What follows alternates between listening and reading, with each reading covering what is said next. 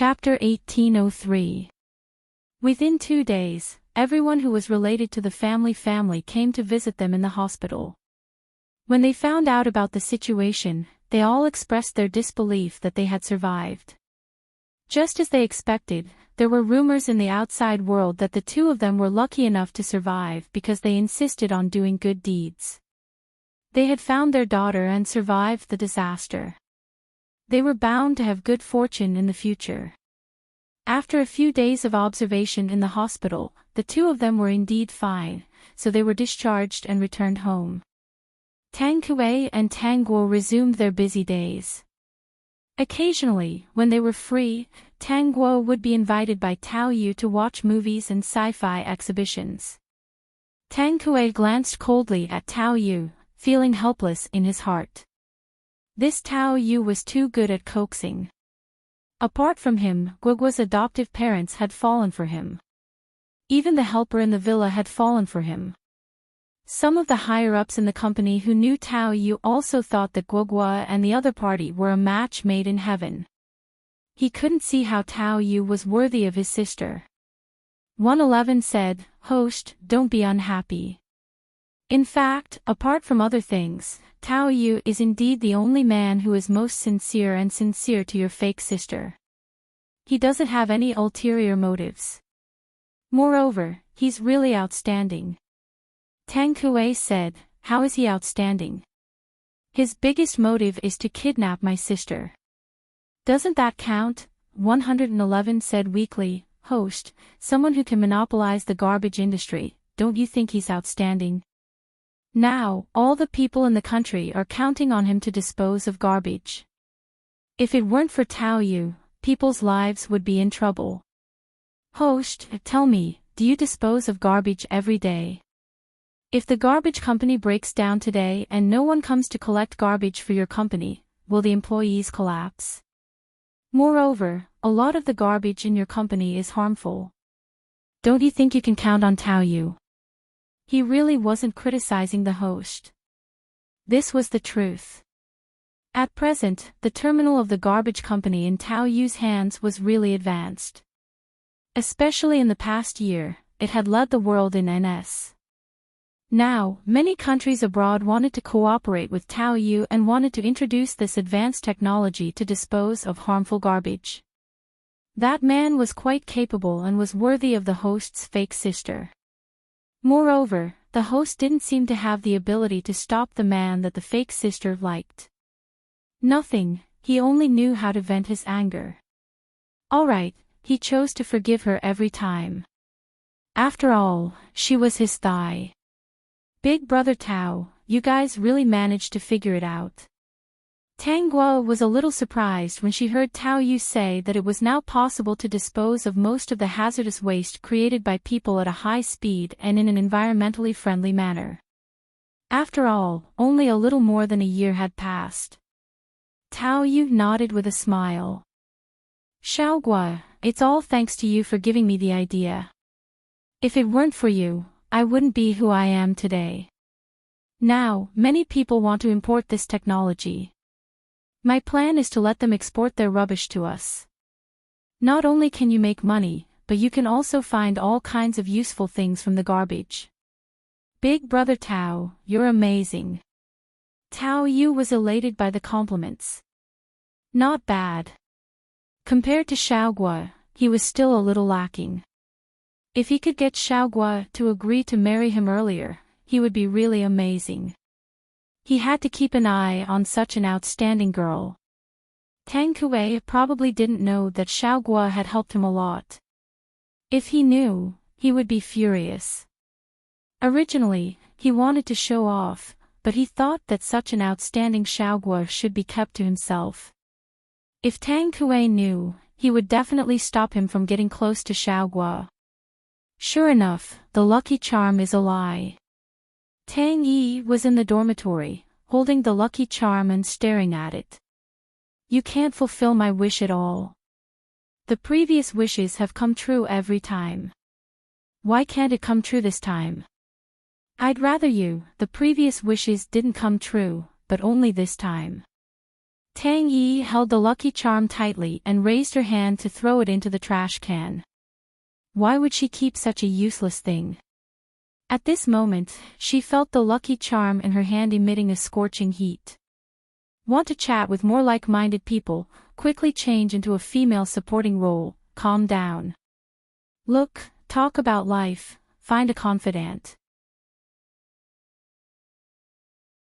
Chapter 1804. The lucky charm suddenly became hot, and Tang Yi almost threw it out. Fortunately, she stopped in the end. She opened her palm in confusion and stared at the stone. She was very puzzled. Why did she get a fever all of a sudden? Seeing this, Tang Yi froze on the spot. At this moment, she was the only one in the dormitory. But she still subconsciously looked at the door. Seeing that no one opened the door, she looked at the stone again. On the smooth and flat side, there were a few small words, insufficient energy. Tang Yi couldn't help but touch the stone, which was still hot. It was not as hot as before, but she could feel that it was still warm. She guessed that the reason why the lucky charm became hot just now was that it felt that she was going to throw it away, so it woke her up. So, was it really because of the lucky charm that all her wishes came true? Just as she thought about it, a few words appeared on the lucky charm. Who else could it be but me? Tang Yi was shocked. Could he know what she was thinking? Of course, the lucky charm has been bound. If it weren't for me, would you be adopted by the family Tang couple? Tang Yi widened her eyes. Now she was really sure that this lucky charm could really make her wish come true. She tried to ask, I made a wish to be the top scholar in the college entrance examination. Was it also because of your help that I dreamed of those questions the night before? The lucky charm was. Getting a positive answer, Tang Yi felt a little complicated. It turned out that her wish was really because of the lucky charm. She held the lucky charm tightly, thinking of her wish this time, and asked again, why didn't you help me this time? Aren't you a lucky charm? Can't you make a wish come true by writing it? It's been several months since the day of making a wish. Let alone winning my brother's heart, sometimes we can't even see each other once a week. The lucky charm's energy was insufficient. Insufficient energy. Tang Yi didn't ask what the price of making a wish was. Maybe she didn't think so much, or maybe she deliberately ignored this problem. Now she saw the words, insufficient energy, again. She remembered that these words were the first words she saw. Now her mind was full of when she could make Tang Kuei's wish come true. Now that the lucky charm had told her the reason, she was eager to know how to solve it. What should I do? Do you need me to do anything? After asking, Tang Yi added, as long as I can do it, don't ask me to do anything bad. The lucky charm was a person who was close to good luck. Tang Yi hesitated for a few minutes and then asked, can people with good luck replenish your energy? Will it bring any danger to the other party? The lucky charms had gained their favor. The good luck talisman showed these words again, but it didn't explain whether it would bring danger to the other party. When Tang Yi saw this message, she also subconsciously ignored it. Getting close to the other party and gaining the other party's favor would not bring any danger to the other party. What she was thinking was that she only needed to gain the goodwill of others. Wasn't it just making friends? There was no problem at all. She didn't want to think about the other disadvantages. As long as she helped the lucky charm replenish its energy, she would be able to fulfill her wish. After pondering for a while, Tang Yi began to recall in her mind who had better luck. She planned to meet them today. I want to chat with more like-minded people. Hurry up and change into a female supporting character. Calm down. Look, talk about life. Find a confidant.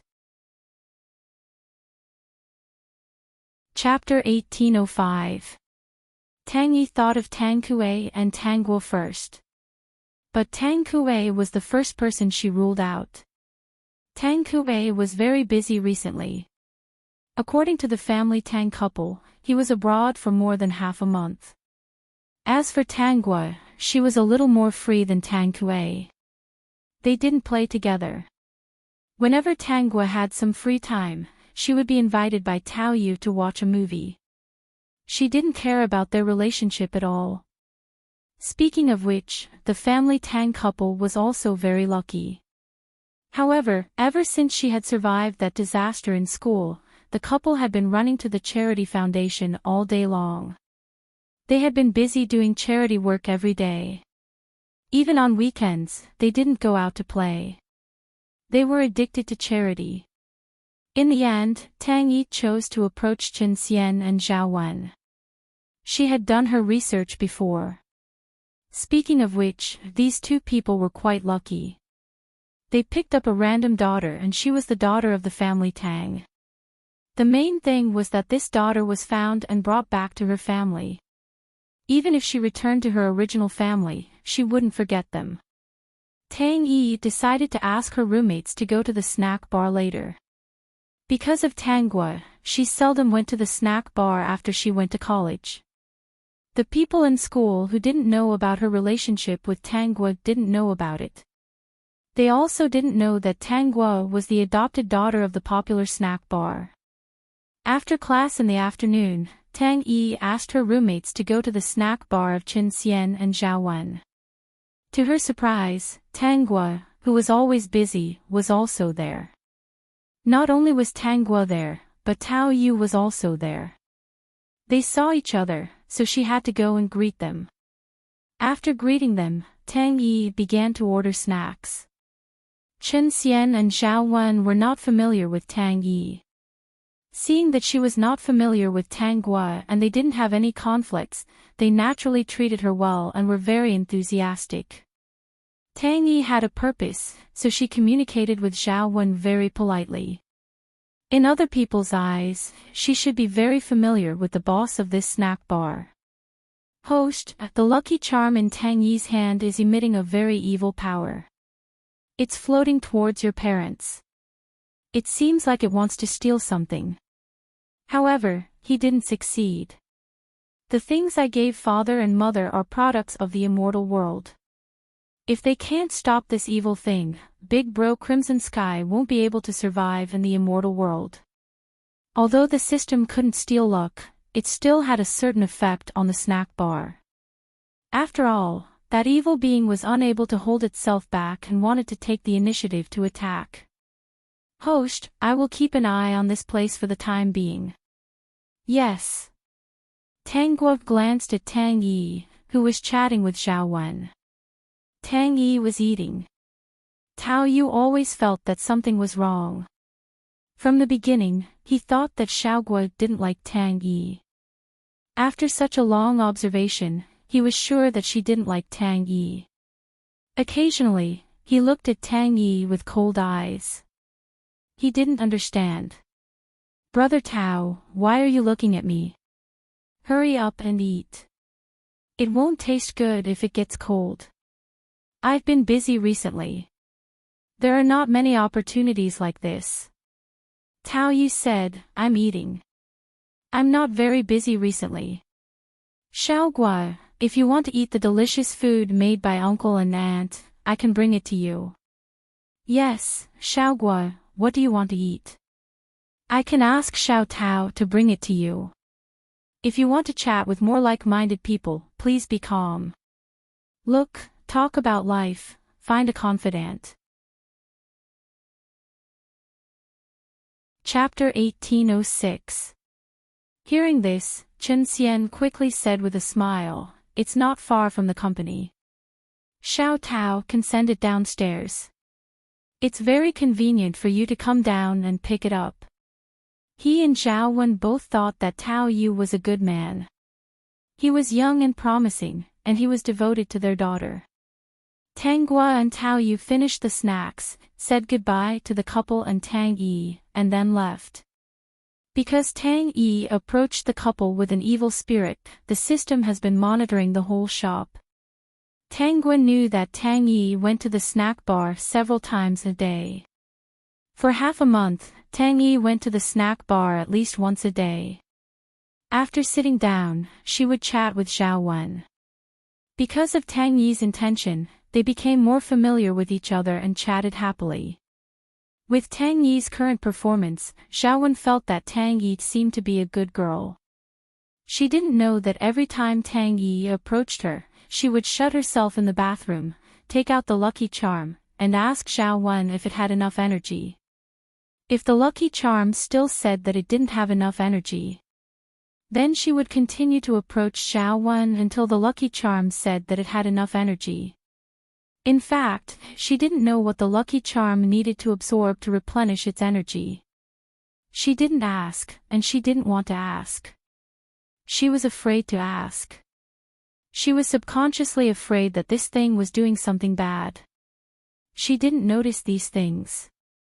Every time she comforted herself that she didn't do anything bad to Xiao Wen and Xiao Wen, she just chatted with them. She kept a distance from them. No matter what happened to Xiao Wen and Xiao Wen, it had nothing to do with her. Tang Guo guessed Tang Yi's thoughts. She wanted to take advantage of others, so she had to find a reason that she didn't do anything and wouldn't hurt others. A few days later, the system's voice suddenly sounded, "Host, something happened in the snack bar." "What's the matter?" Tang Guo was in the company now. Now she was one of the core members of the company, and she had her own office. Hearing the system's words, she was not nervous. When the snack bar became popular, she already expected that something would happen in the future. But she didn't expect that it could last so long. Someone reported that your parents added something addictive to the snacks, so that people would linger on the snacks and want to eat more. Tang Guo was not surprised at all. Under normal circumstances, this was the only reason to report the snack bar. Anything else? They also reported that the food in the snack bar was unhygienic, that the ingredients used were substandard, and that the meat was smelly and rotten. In any case, it was all about ingredients and hygiene. Currently, there were a few people in the shop. They were probably here to mess with the snack bar. I saw them secretly putting some minced meat into the bowls and plates, intending to shift the blame to others. Host, your parents, on the other hand, look very calm. They don't look worried at all. They look very confident. Tang Guo couldn't help laughing. They are probably glad that I installed surveillance cameras in the snack bar. Let's go. It's such a big matter. We have to go and take a look. When Tang Guo arrived at the store, there were many people around. The people from the food administration had just arrived. A few people who seemed to be customers sitting in the snack bar suddenly became noisy when they saw them. They expressed that they had eaten tasty meat. This restaurant was unhygienic and unregulated. They wondered if the restaurant was so popular because it added something addictive. I want to chat with more like-minded people. Hurry up and change into a female supporting character. Calm down. Look, talk about life. Find a confidant. Chapter 1807. In addition to these people who seemed to be customers, there were also other customers who came to eat snacks from all over the world. Because the business was too good, Xiao Wen and her husband happened to buy the shop next door and opened a door to expand the snack shop. At this time, there were not many people in the snack shop, but there were also many people. Even if the students were still in class, there were still many people who came here because of its reputation. Coincidentally, Tang Yi was also here. Tang Yi was also somewhat surprised that such a thing happened, so she stood aside. Although she didn't say anything, because this snack shop was opened by Tang Guo's adoptive parents. Seeing that something had happened, she actually had a faint feeling of joy in her heart. In short, a certain kind of depression from before also dissipated because of this matter. Seeing those people talking as if it was true, and even took out the bad meat and the dirty things in the meat, she felt nauseous. She also felt a little nauseous. She didn't expect this snack bar to be so dirty. No wonder it attracted so many famous people to eat here. It turned out that they put something that might make people addicted. The ingredients in our shop are absolutely clean and fresh. It's impossible to have the kind of problem you said. Chen Xian stood up and said, as for the other bad things you said, I can also guarantee that except for the main seasoning, we don't add other things in the food. As for why so many people are attracted to eat here, there's only one possibility. Speaking of this, Chen Xian also kept them guessing. After a pause, he continued, attracting so many customers, of course, the only possibility is that the snacks are delicious. We can't use other means to violate the food regulations to carry out abnormal business. Most of the people who come to eat in our shop are students. Although my daughter rarely comes back to school, she hasn't graduated from college yet. Even if it's for our daughter, we can't do this kind of evil. Zhao Wen also nodded and said to the surrounding people who looked like students, you all often come to Auntie's shop to eat snacks. Tell me, have you ever had a problem eating here? Even if you want to eat our food, if you don't eat it, will you feel uncomfortable? Those students shook their heads. The food is delicious, and we have been eating here for more than a year. I can guarantee that there's absolutely no problem. After saying that, he pointed at the plate in front of him. Today's meat is very fresh. The same goes for the vegetables. They are all very hydrated and the taste is as good as before. As for hygiene, Auntie and Uncle always wear gloves when they bring and cut the vegetables for us. It can be seen that they are very strict about hygiene. They didn't believe that there was something wrong with this shop. Moreover, they came here every day to eat those unfamiliar faces, so they couldn't be mistaken. It should be the other party's first time here. Why don't we take the food for inspection? Wouldn't everything be fine then? At this time, Tang Yi, who was sitting in the corner, opened her mouth. Uncle and Auntie, if there is no problem with their snack bar, they won't find anything. After Tang Yi finished speaking, she felt that Zhao Wen and Chen Xian's gaze towards her was a bit different. However, the two of them only glanced at each other before moving away. She did not see anything. The two of them used to run a small business. Although they didn't have much success, they knew a lot of people. In today's situation, even if they didn't look at the surveillance cameras, they could guess that someone was trying to mess with them. I want to chat with more like-minded people. Hurry up and change into a female supporting character. Calm down. Look, talk about life. Find a confidant. Chapter 1808. After hearing Tang Yi's words, they couldn't help but think about it. Did the other party do it intentionally or not? So many people appeared at the same time and said that there was something wrong with their snacks. After a while, the people from the food administration came.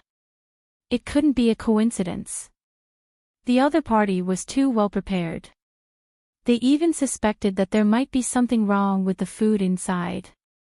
If they checked it now, it was impossible not to find the problem. Mom, Dad, let's let them check it first. Tang Guo pushed the crowd and walked into the shop. Let's check it first and then we'll talk about other things. The couple agreed, so they opened today's finished food and some seasoning basins and asked people to go in and check. The people from the food administration went in with some people to check. After a while, they came out with some problematic ingredients. They pointed at one of the basins and said that it was mixed with something that could make people addicted. When the people in the shop heard it, they were shocked.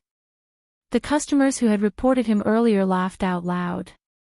The real customers were a little confused and looked at Zhao Wen and her husband in confusion. In their impression, they didn't think that the couple would do that kind of thing. Tang Yi also couldn't believe it. Uncle, Auntie, what's wrong with you? Guogua, do you know about this? Why didn't you persuade them? How can they do this kind of thing?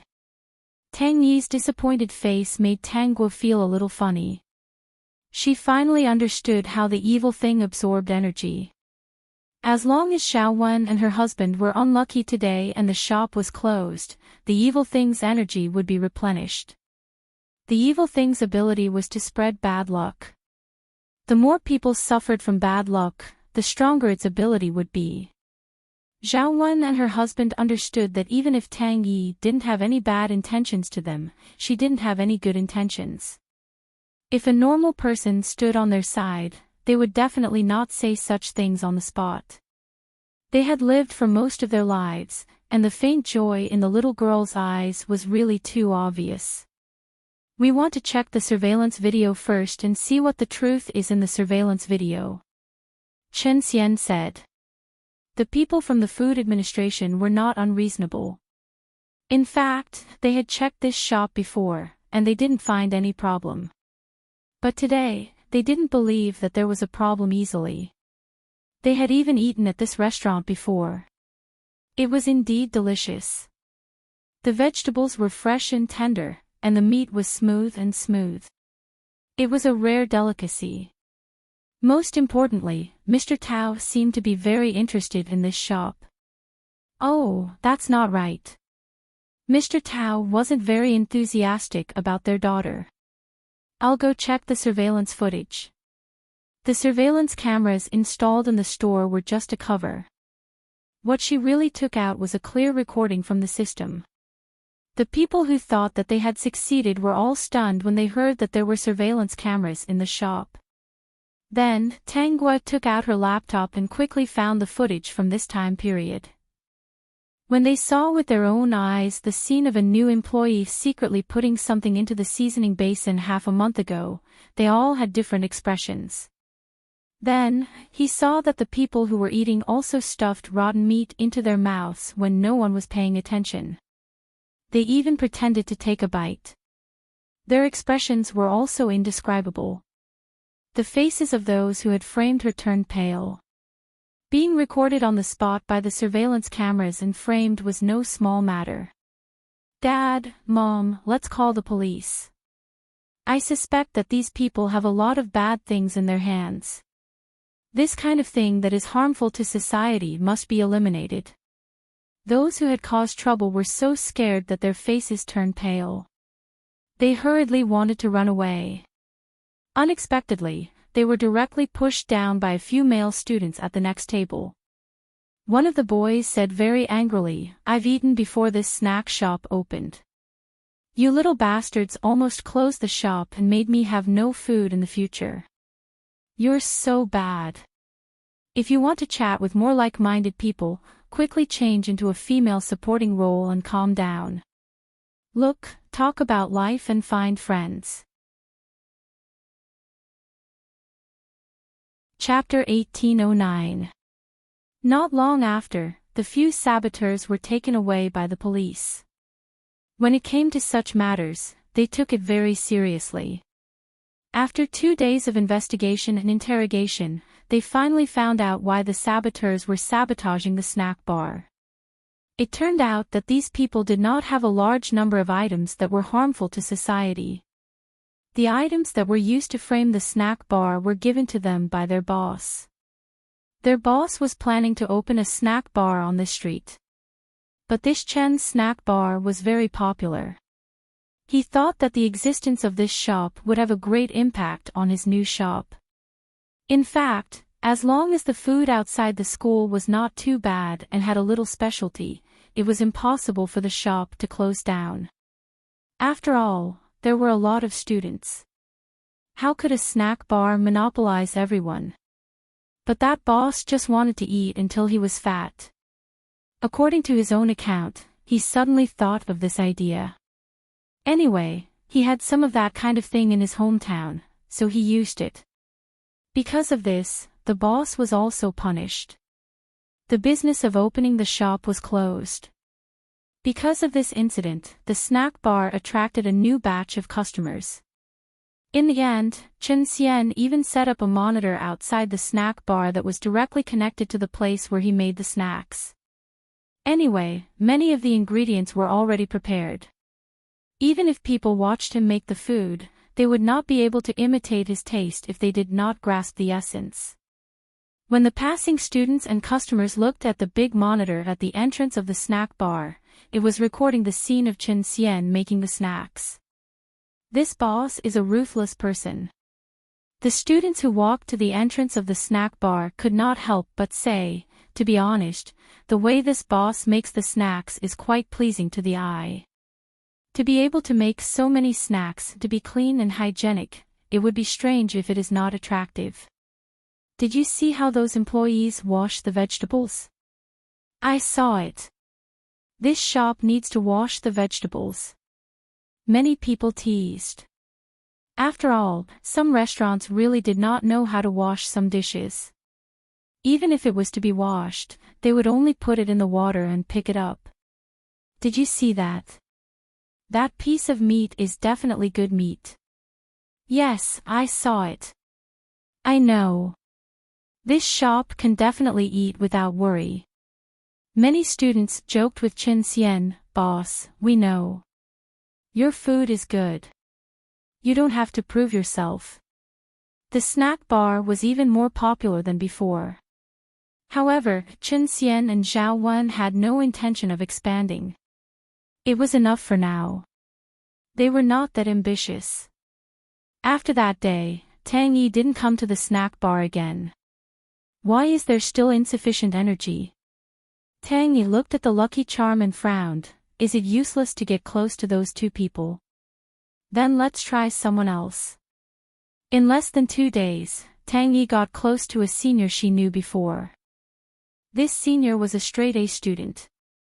Everything that had happened to him since he was young could be described as a cheat. His life had been smooth sailing without any setbacks. After knowing Tang Yi for only a week, this senior student fractured his leg while playing basketball. Hearing the news, Tang Yi was also stunned. At the same time, a few words flashed on the good luck charm. 2 days later, Tang Yi heard another news. That senior student was going to take part in a very important competition because of his broken leg. I want to chat with more like-minded people. Hurry up and change to a female supporting character. Calm down. Look, talk about life. Find a confidant. Chapter 18:10. Unexpectedly, because of the inconvenience of his legs, he had a small accident and missed the competition time. He had been lucky since he was a child, and he was also a high-spirited person in school. However, during this period of time, he kept having bad luck. Now, this senior was sitting in the dormitory, reflecting on whether he had used up all his luck in the past 10 years. If that was the case, then wouldn't he be so unlucky in the future? Anything unlucky could happen at the same time. Then, without the protection of the god of luck, what should he do next when he was favored by the god of misfortune? He didn't become dispirited. As the saying goes, every dog has its day. He was just a little unlucky, but he was still alive. And in the past 10 years, his luck was really good. Tang Guo also knew about this senior through the system. She was planning to find a way to break the influence of the evil thing on this person. Through this period of observation, she guessed that the evil thing's ability to influence people became weak because of the lack of energy. Tang Yi suffered from the backlash several times before. It should be the evil thing's warning to Tang Yi. Tang Yi didn't suffer from the backlash because the evil thing relied on Tang Yi to replenish its energy. If Tang Yi succeeded, it would be fine. If Tang Yi didn't succeed, she didn't believe that the evil thing could sit still. It would definitely find a way to replenish its energy, even if it had to abandon Tang Yi. Tongzi, is that boy playing with his mobile phone? Host, he is. He just gave most of the money he got from the previous competitions to his mother for safekeeping. He also said that he was very unlucky and it was not safe to keep it with him. He also asked his family whether they were unlucky or not. Knowing that there was no problem, he was relieved. This male classmate really understood what was going on. Then insert an advertisement in his mobile phone for me. What advertisement? A fortune teller who sells lucky charms. If he doesn't believe it, appear in front of him once a day. At this time, everyone will be tempted.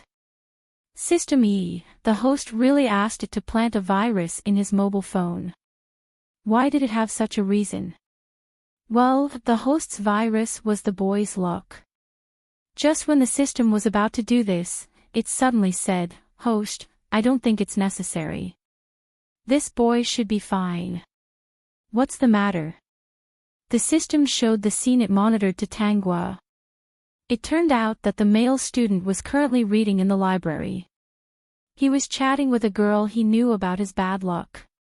Coincidentally, this girl was an old acquaintance, Su Nini.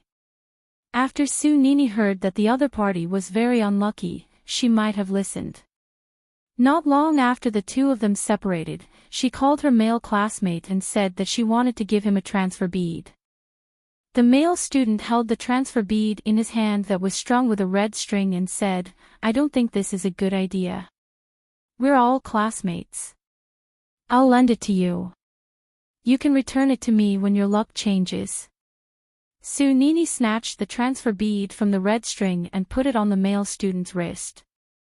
He didn't even have time to react. "If it weren't for you, I wouldn't be willing to lend you this." The male classmate was stunned for a moment. "Su Nini, your words sound a little strange." No wonder the system had been single for so long.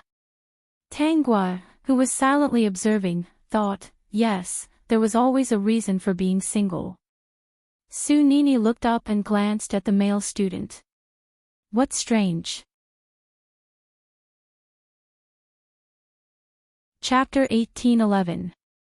The male student couldn't help but say, "Why did you suddenly give me something? And it's a transfer bead with a red string. Also, Su Nini, your face is a little red. What's going on?" System Tangguo was speechless. No matter how good Su Nini's temper was, she almost collapsed. She thought that Tang Yi often went to this guy some time ago, and she thought that they would develop a relationship. Later, she secretly observed that Tang Yi seemed to be deliberately getting close to this guy, but she didn't have that intention. Every time she went to this guy, she asked him some very professional questions. Except for explaining questions to him, this guy didn't care about Tang Yi at all. Now that she saw how unlucky he was, she wondered if the heavens also felt that this guy was stupid and wanted to punish him. Think about it yourself. Su Nini was a little angry. "I'm leaving. When your luck changes, give me back my transfer bead. This thing is very important to me." With that, she turned and left. The male student stood under the boys' dormitory in a daze, looking at Su Nini's petite back as she left, muttering, "If it's so important, why did you give it to others? Su Nini, today is really strange. But, is this called a transfer bead?" He pinched the bead on his wrist.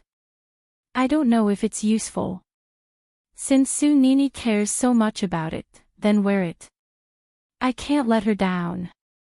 Su Nini, thank you. When my luck changes, I'll come to thank you." Seeing that Su Nini hadn't gone far, the male student shouted at the top of his voice. Unexpectedly, his shout attracted the attention of all the boys in the boys' dormitory. In the end, when they saw that he was in a daze, they stretched their heads back and discussed whether this guy had profited from a disaster. It seemed that he was going to be single. These days, there were even people who wanted a piece of wood. This guy was a little unlucky recently, but he was really lucky to be liked by such a lovely girl like Su Nini. It seems that I don't need to intervene. Tangguo opened her eyes with a smile. Even if he was affected by the evil spirit, this boy's luck is actually very strong, comparable to Su Nini's. He was even luckier than Su Nini. It just so happened that the evil beings were running out of energy. That was why he was so unlucky to run into Su Nini. Now, there's no need for the two of them to worry about anything. Let's see how long that evil thing can last. Tang Kui also knew about this matter. He chose to have the same attitude as Tang Gua and did not care about that side anymore. Tang Yi, on the other hand, would do the same thing every day. He secretly took out the good luck talisman and asked if it had enough energy. When she saw the words insufficient energy, her mind was in a mess. Especially for the past few days, the lucky charm would heat up once a day. It seemed to be reminding her that there was insufficient energy. Actually, she already had some guesses about the senior's sudden misfortune. Not long after she got close to the other party had all kinds of bad luck. There was no such coincidence in this world. Back then, she had made a wish to obtain Tang Kui's heart. She also had a dream about the death of the family Tang couple. In the end, they both had an accident, but they didn't die. Of course, she didn't get Tang Kui's heart. The hidden meaning was that the price of Tang Kui's heart was the death of the family Tang couple. If you want to chat with more like-minded people, hurry up and change into a female supporting role. Calm down. Look, talk about life. Find a confidant. Chapter 18:12. Another example was when she was in the orphanage. She wished that she had a pair of loving parents and a rich life. In the end, she was adopted by the Tang family. At the same time, she also knew that the couple had lost their beloved daughter not long ago, so they came to adopt her. Looking at these things separately, it was not a big deal at all. But connecting them together, it was extremely scary. For the first time, she knew that the lucky charm needed to be replenished. The lucky charm told her that she needed to get close to the lucky people. She approached Zhao Wen and her husband. The shop that had been open for 2 years had been running smoothly. Not long after, there were troublemakers. Of course, in the end, the misfortune turned into a blessing. At the same time, her lucky charm did not get any energy. Another thing was that 2 years ago, when she took the college entrance examination for the second time, she made a wish to be the top liberal arts student of that year. The girl who was supposed to be the top liberal arts student of that year seemed to have failed. Thinking of this, Tang Yi could not help but investigate. Su Nini, these 3 names, she would never forget. When she found out about Su Nini, she was stunned on the spot. In the first college entrance examination, Su Nini failed not because of her poor grades, but because she was hit on the head by an object falling from the sky. Later, Su Nini recovered and repeated for a year. When she took the college entrance examination again, her grades were even more dazzling. She was also the top liberal arts student. In order to be with her mother, and with the generous conditions given by the school, Su Nini chose to go to college in this school. In fact, no one knew that there was another reason why Su Nini chose this school to go to college. Tang Guo was in this school. These coincidences had been connected by Tang Yi. She could no longer lie to herself that the wish would not cause harm to others. She held the lucky charm and asked in a low voice, "Is it true? If I fulfill my wish, others will pay the price." There was no free lunch in the world. If you want to get the lucky charm, you must lose it. Looking at this line of words, Tang Yi was a little absent-minded. After a while, the lucky charm showed that the energy was insufficient again. As if she was frightened, she put the good luck charm into a box and hid it in the cupboard, locking it up. This kind of thing was not a good thing. Should she continue to do it? After a while, she took out the lucky charm again and asked again, "Why did I fail to fulfill Tang Kui's sincere wish?" The lucky charm's energy was insufficient. In the end, Tang Yi still hid the lucky charm. At this moment, she did not know what to do. Did she really have to give up on Tang Kui? Why couldn't she be with Tang Kui? If they were together, the family would have to pay with their lives. She had forgotten that she was the one who had hinted that as long as Tang Kuei was sincere, she could give up anything. Speaking of which, wasn't she the one who caused the death of the family Tang couple? Tang Yi didn't get close to other lucky people for the time being. She lived every day in a daze. She went to Tang Enterprise to take the annual intern exam. Looking at the strange questions on the test paper, he didn't know where to start. In the end, he naturally failed to pass. When the results were out and she heard people comforting her, she always felt that these people were not comforting her. He even felt that they would talk behind his back. An adopted daughter was an adopted daughter. How could she be compared to his biological daughter? His biological daughter would be an intern who could easily get into the company. I want to chat with more like-minded people. Hurry up and change into a female supporting character.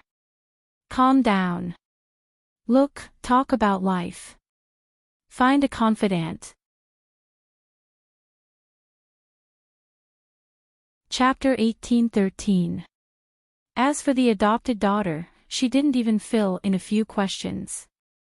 The more Tang thought about it, the more depressed she felt.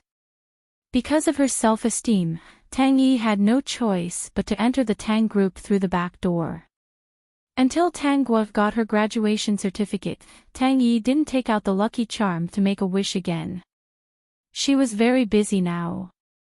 Usually, she wouldn't see Tang Yi for a month or two.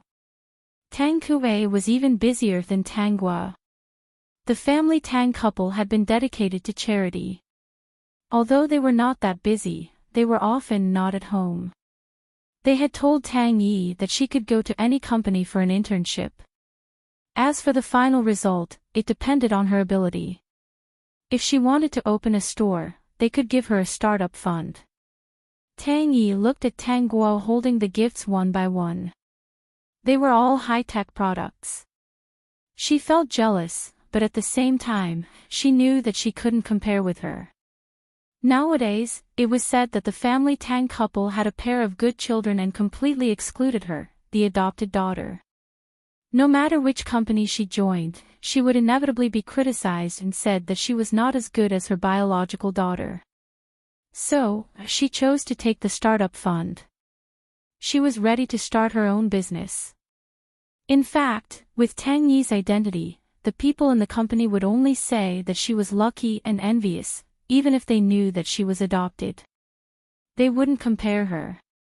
Because Tang Kuei and Tang Guo's achievements were not something that Tang Yi could compare with. Compared with these useless things, it was better to curry favor with this family Tang girl. Even if she was adopted, she was still the family Tang girl. Everything was because of Tang Yi's self-esteem and inferiority complex. She felt that everyone looked down on her. Tang Yi chose to work in the beauty industry. She still had some foresight. She thought that it was easy to make money from women. With the startup fund, she hurriedly recruited people and opened a store. It seemed like it was the right thing to do. At this time, Tang Guo, who was busy, received a call from someone she expected. "Are you getting married?" "Yes, I'm getting married." "Tang Guo, we're so close, so I'd like to invite you to be my bridesmaid." He Yujiao's voice sounded from the other end of the line. "Tang Guo, you must have time, right? This is the most important thing in my life. I hope you can come and witness it." Tang Guo's lips curved slightly. "Of course, we are good friends. Even if we don't have time, we have to squeeze some time out." "Ah, that's great. I'll send you the address in time. It's best to come early so that you can prepare." "Okay, send it over." After hanging up the phone, Tang Guo fell into deep thought. She had been waiting for this day for a long time. When Tao Yu heard Tang Guo say that she was going to attend the wedding of a good friend of hers, he subconsciously said, "If you're going to be the bridesmaid, then I'll be the best man. When the time comes to grab the bouquet, with me around, the bouquet will definitely be yours." Yes, the bouquet could only be Xiao Guo's. Xiao Guo had gotten the bouquet. Perhaps the two of them would be the ones getting married next time. This idea was really perfect. Tang Guo glanced at Tao Yu and said, "My relationship with Yu Jiao is not as good as you think. Let's forget about being the best man. Since your relationship is not good, why don't you reject it?" Tao Yu asked curiously as he opened the car door for Tang Guo. After Tang Guo got into the car, he sat in the driver's seat and leaned over to fasten her seatbelt. Yes, now that they were boyfriend and girlfriend, he had the right to fasten her seatbelt for her. "Big brother Tao, you might not believe it, but I had a dream and I couldn't let go of this matter, so I had to go this time. I wanted to see if things would really be the same as in the dream." The system host was teasing her cutie again. Tao Yu asked, "What dream?" Chapter 18:14. In the dream, when I went to attend the wedding, something bad would happen. Tao Yu frowned slightly when he heard this. He was about to start the car, but he stopped. "Since it's not a good thing, why do you still want to go?" "Xiaoguo, tell me, what is the dream about? What happened?" Tao Yu quickly asked. He felt that Tang Guo was so serious that it didn't seem like a dream. Whether it was a dream or not, it wasn't a good thing. He couldn't let her go alone so easily. But seeing that she was determined to go, Tao Yu felt a little helpless. She had to find out what she had dreamed of and why she had to go. If she didn't want him to follow her, then he would follow her secretly. "Big brother Tao, are you planning to follow me secretly if I don't let you go?" Tang Guo asked with a smile. Tao Yu, who had been seen through, wasn't embarrassed at all. He even nodded seriously. "If you say that, then I'm even more worried. Xiaoguo, if you don't want me to go, then I'll follow you secretly even if you're angry with me this time." I'm very satisfied with Big Brother Tao's attitude. Tang Guo's lips curved slightly. "If I was afraid that you would follow me, I wouldn't have told you about this. I would have found an excuse and you wouldn't have a reason to follow me. If I told you about this, then I definitely wouldn't mind if you followed me secretly." Tao Yu finally understood. He could follow her, but he couldn't follow her openly. Did this mean that he could pretend not to know her and follow her secretly? So, what was she going to do? "Xiaoguo, you haven't told me what happened in the dream." Tang Guo looked at the tall buildings in the distance and the pedestrians on the street. Her voice was flat as she said, "That dream is a tragedy. If it's fake, then so be it. If it's real, I can avoid my own tragedy if I don't go, but I can't avoid the tragedy of the other two people. So, I have to go." "I know. Then I'll follow you secretly, okay?" Tao Yu said. He didn't ask what would happen in the dream. If he followed her, he would know what would happen in the future sooner or later. "Of course. When did I say that you can't follow me? Then, shall we go home? Let's go back." Before Tao Yu started the car, he glanced sideways at Tang Guo and said, "Xiaoguo. I wonder when I'll be able to drive you back to the Tao family instead of family Tang." Tang Guo gently leaned against the back of the car seat and looked up. The corners of her lips curled up slightly, and her voice suddenly became sweet. "That will depend on Brother Tao's hard work. If you work a little harder, you can directly drive me back to your house." "Xiaoguo, I've been working hard all this time. I've never slacked off from the beginning, and I don't dare to slack off." Tao Yu asked seriously, "Can you tell me where the end is?" Looking at the serious Tao Yu, Tang Guo wanted to tease him. "There's no end to it." System ha ha ha ha ha ha. Was Tao Yu serious? There was no end. Did this mean that he wouldn't be able to bring her back to the Tao family even if he worked hard for the rest of his life? Tao Yu looked at Tang Guo in a daze. His pitiful eyes seemed to be asking, "This can't be real, right?" System host, quickly look. That person looks like a puppy. Xiaogua. Tanggua smiled and said, but I can wait for you for a while. If you want to chat with more like-minded people, quickly change into a female supporting character and calm down. Look, chat about life, find a confidant. Chapter 18:15. When Tao Yu heard Tanggua say that there was no end to it, his heart turned cold. He thought that he would never be able to take her back to the Tao family in this lifetime. At that time, he did feel a little down, but it was not enough for him to give up on staying by her side. At that time, he had already thought it through. Even if he could not take her back to the Tao family, he would shamelessly stay in the family Tang. Being a live-in son-in-law of the family Tang was not bad. After he thought of this, he did not expect her to look at him with smiling eyes. He could see the love she had for him in those clear eyes. Faced with such a gaze, his heart could not help but beat faster. When he heard her say that she could wait for him, his heart almost jumped out of his chest. Then this sentence, there was no end to it, but she could wait for him.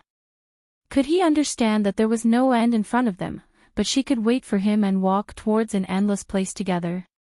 Could he understand that there was no end to their love, and if she walked fast, she would definitely wait for him? And he would never overtake her footsteps and would only chase after her. Xiaogua, can you wait for me now? I want to take you home immediately. Tanggua glanced at him. Big brother Tao, you're pushing your luck. Then forget it. Tao Yu was resentful. There was an inexplicable chill in his heart that forced him to be careful. Tanggua giggled. If you can cook, I can also go to your house to eat. My parents and brothers are not at home. They're very busy, so it's fine if we don't go back. I can cook. I'm very good at cooking. Tao Yu hurriedly said. There's no man in the Tao family who can't cook. Even if he did not know how to cook, after meeting her, he wanted to learn everything.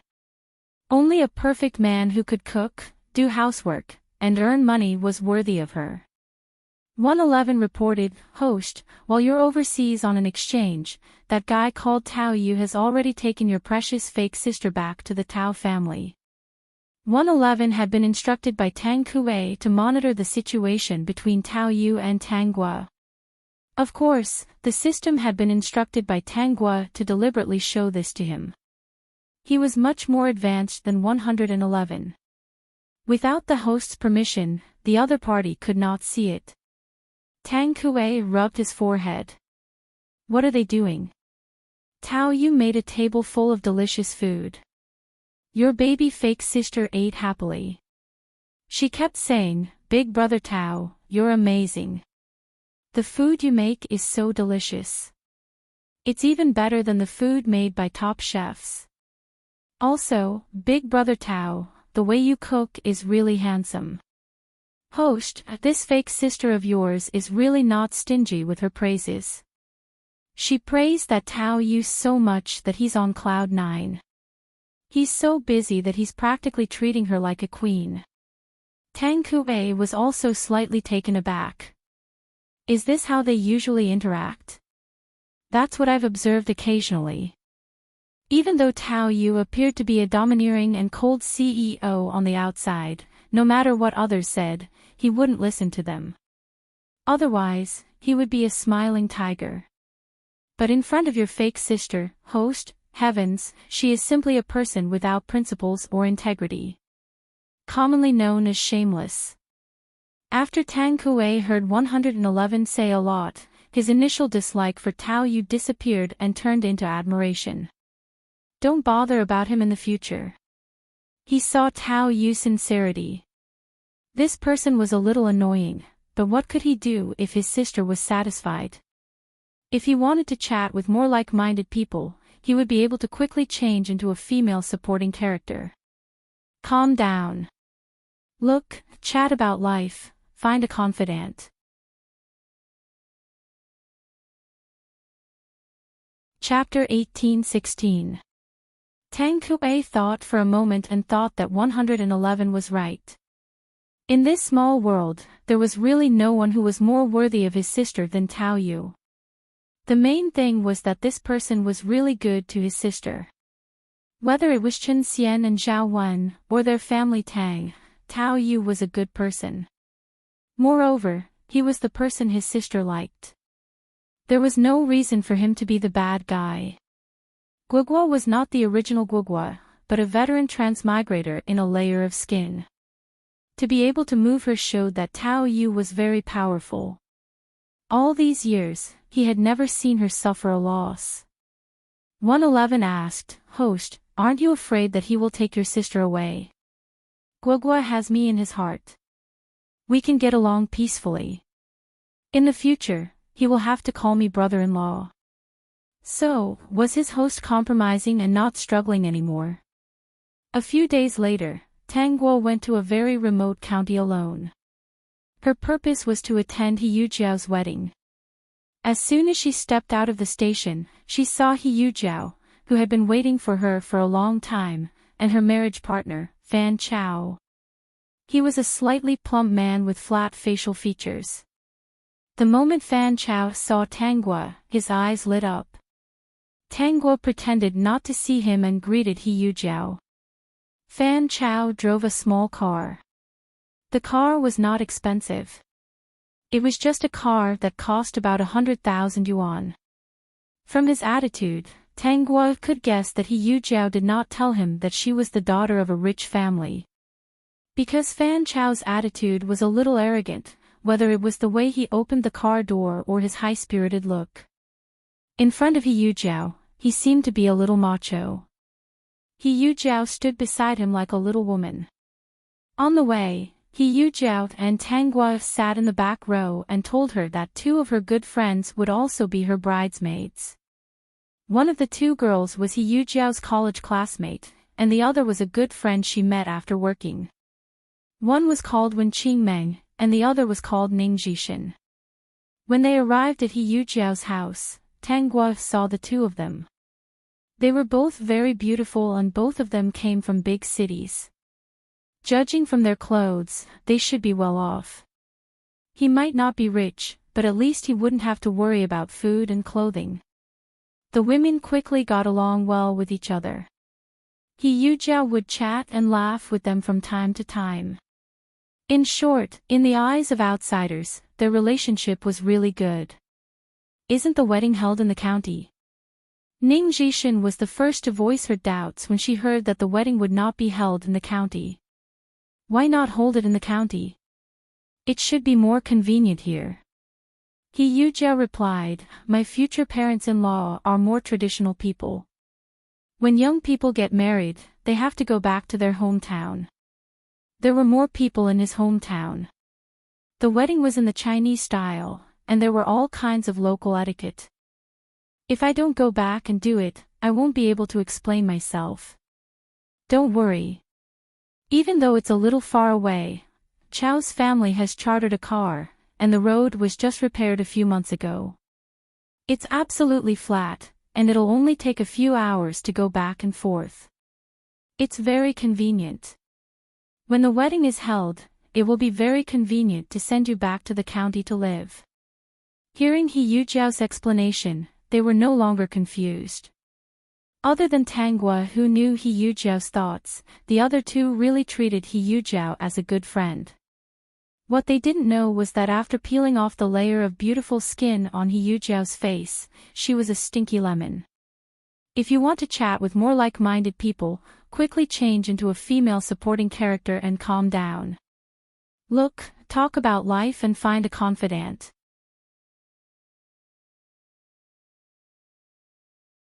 Chapter 1817. Soon, it was the day of the wedding. The bride, He Yujiao, and her bridesmaids were already dressed. The wedding was a long journey that took about 3 hours. The car drove from the county to the hometown of the groom, Fan Chao. Fan Chao's hometown was in a remote village. Because the roads were well repaired and there was a long line of cars, they did not feel bumpy sitting in the car. The bridesmaids who grew up in a big city chatted and laughed along the way.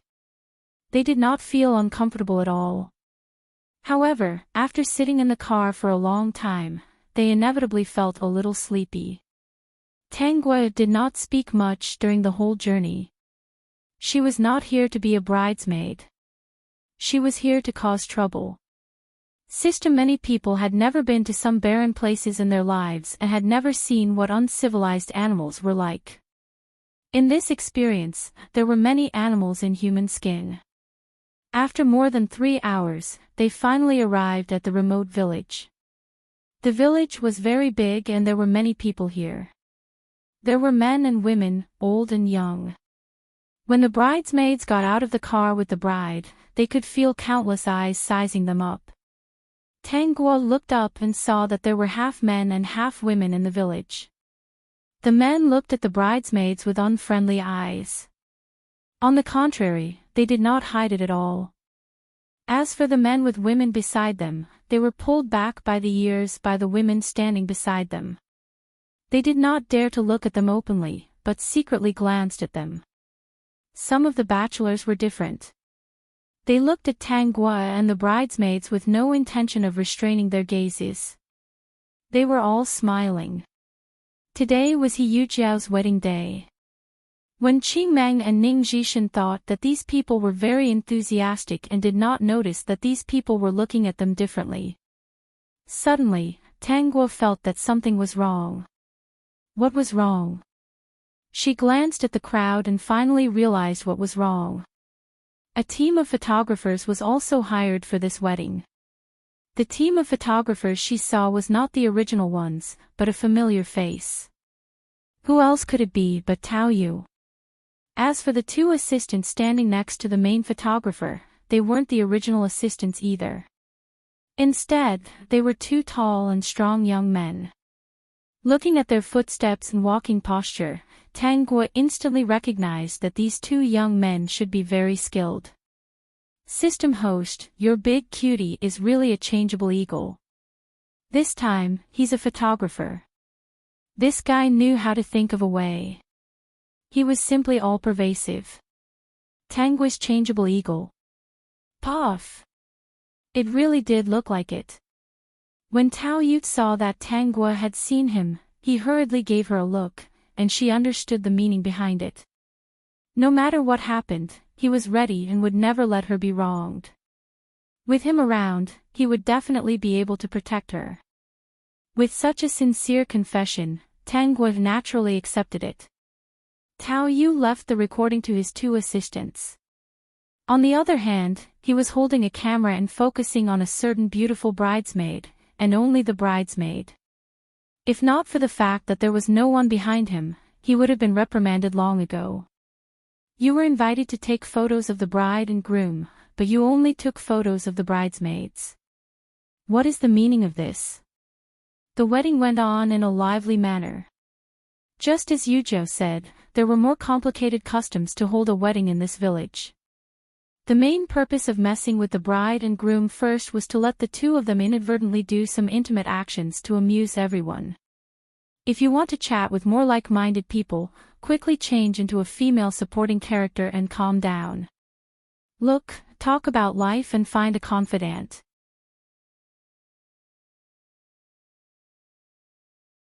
Chapter 18:18.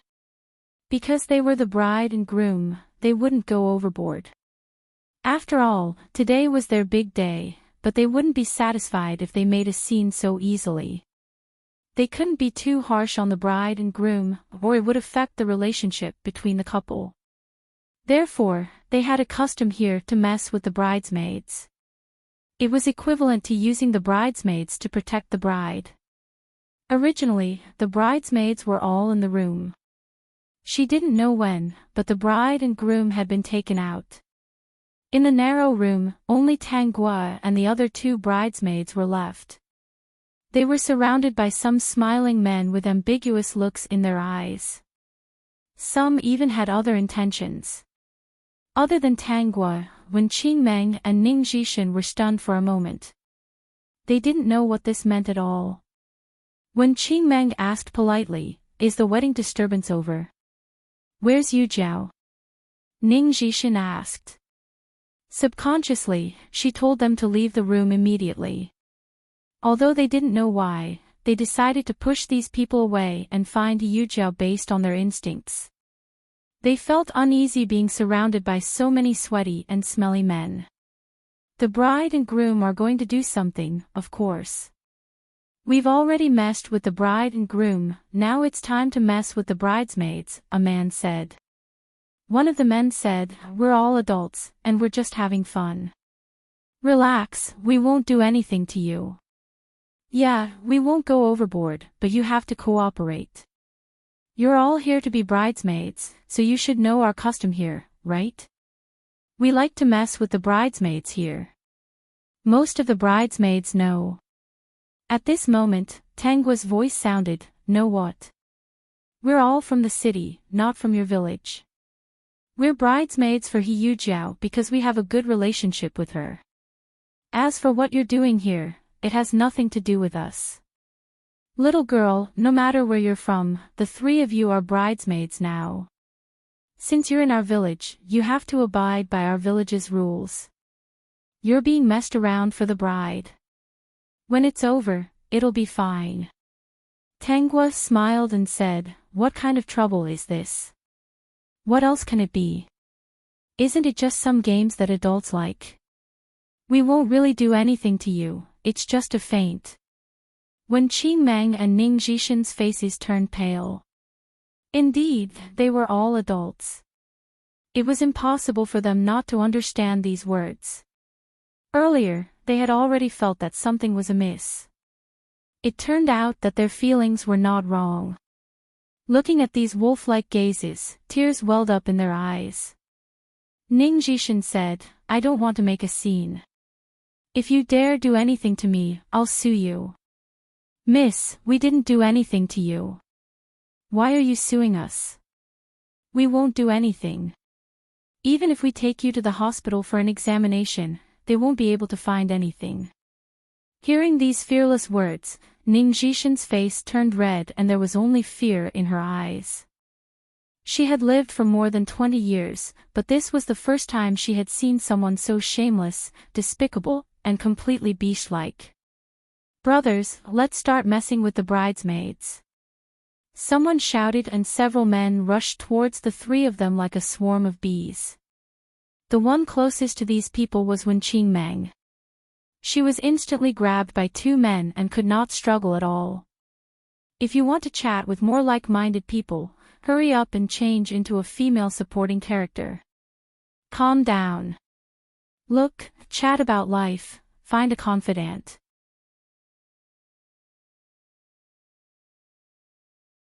Chapter 18-19. Under her horrified gaze, the other party actually tried to remove her gown. He even said, just play around. I won't really do anything to you. This is a custom here. You're an adult. Don't be a sore loser. Once it's over, no one will care. No. Wen Qingmeng screamed. She saw a few perverted hands reaching towards her and about to touch her body. Ah! All of a sudden, a scream rang out, causing these perverted hands to stop. When Qingmeng looked around and realized that there were a few men who were about to remove their belts. They also paused in their actions. Their perverted expressions became a little confused. When he heard another miserable cry, he finally went to look for the source of this somewhat familiar miserable cry. Finally, they found the person. He was holding his stomach and curled up on the ground. His face was pale from the pain and he kept rolling around. Beside this man stood a slender and beautiful bridesmaid. When they saw her, she had just retracted her pointy high heels. Tanggua smiled and said to the people in the room, continue playing around. Why did you stop? I've heard that there's a custom here to play around with bridesmaids. It sounds fun. Let's play around then. You guys can play around, I can play around too.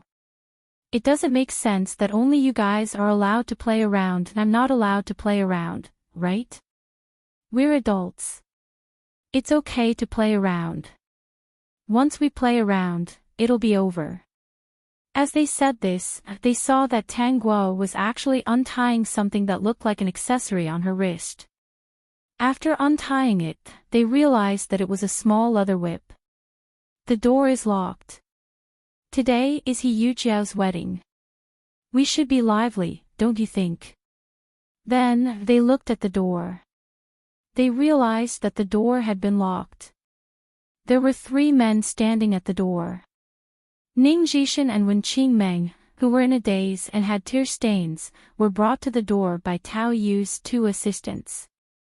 Tao Yu looked at Tang Guo and glanced at her feet.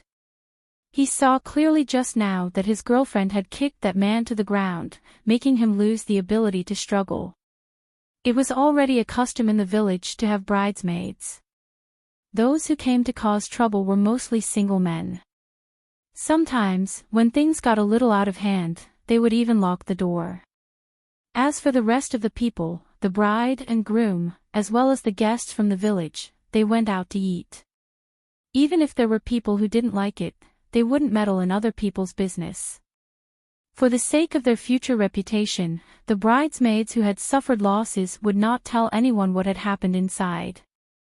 Just like what these animals had said, they would do anything except for the last step.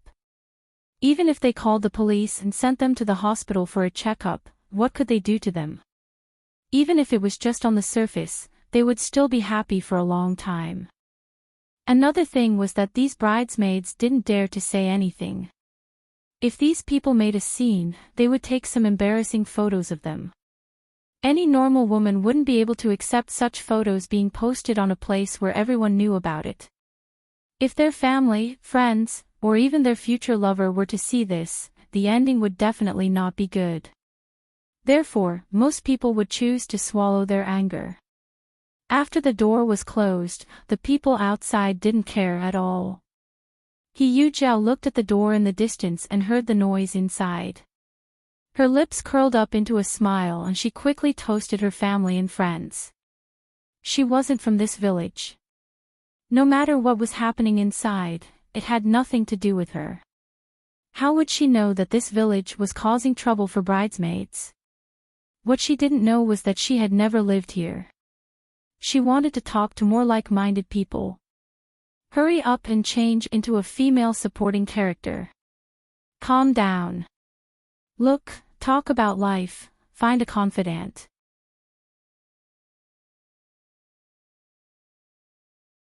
Chapter 1820.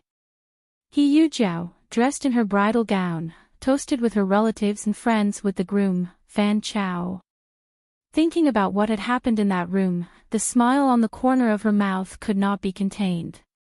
So what if she had good grades? So what if she had a good family background? It was normal for beautiful people to be taken advantage of. She could only blame herself for being so beautiful. She had appeared in front of these men who had never seen a beautiful woman before. She could not blame them for having any thoughts. She was not worried that something would happen. According to her sources, she knew that the bridesmaids in the village would not be caught no matter how overboard they were. In fact, in such a remote place, no matter how overboard they were, the bridesmaids who had been taken advantage of would not dare to make a fuss. If they had to blame someone, they could only blame themselves for being too beautiful and attractive. If they were uglier, so many men would not even look at them. After so many years, she had had enough. She had been inferior to Tang Guo since she was young. She was the biological daughter of her parents. Unfortunately, her parents could not even be compared to her adoptive parents. She had to go to school, take care of her younger brother, and go home every day to do the housework.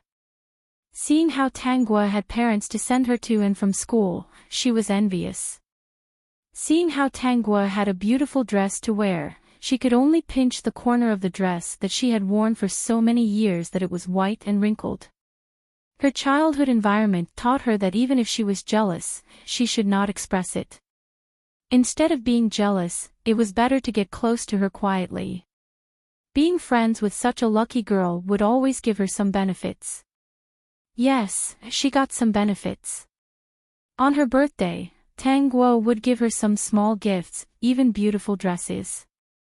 Perhaps she had seen through her situation, she would even give her some clothes that she had worn once or twice or bought back but did not wear at all. Did she think that she would be grateful for this? If she had not deliberately tried to get close to her, would she have given her these things? If she had not hinted, would she have understood her situation?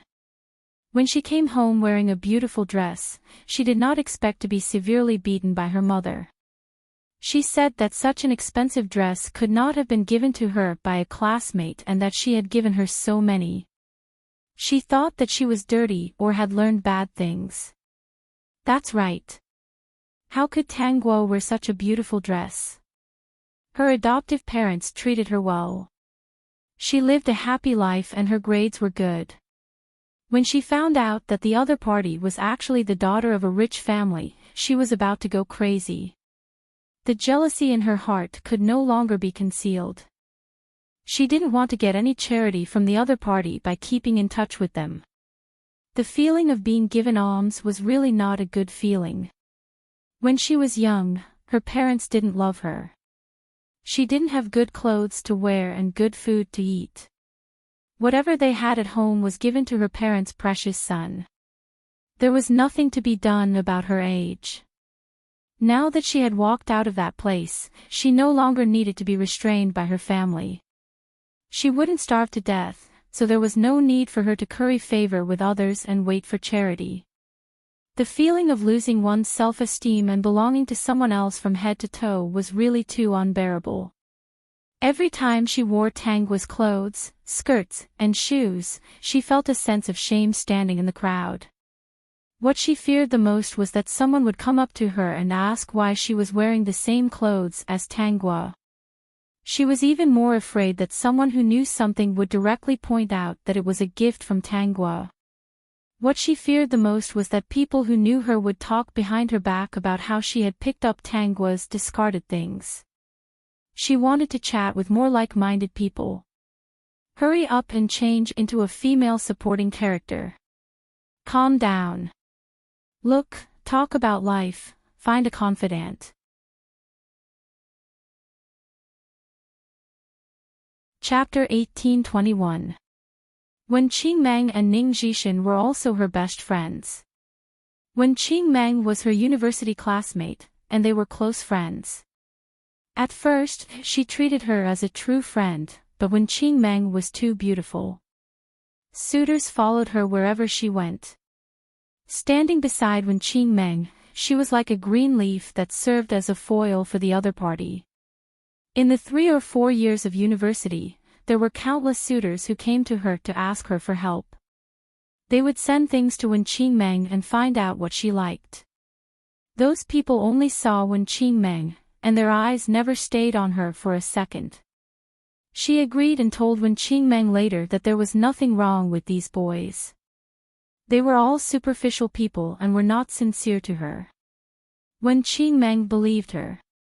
In the 3 or 4 years of university, although she had countless suitors, she had never been in a relationship.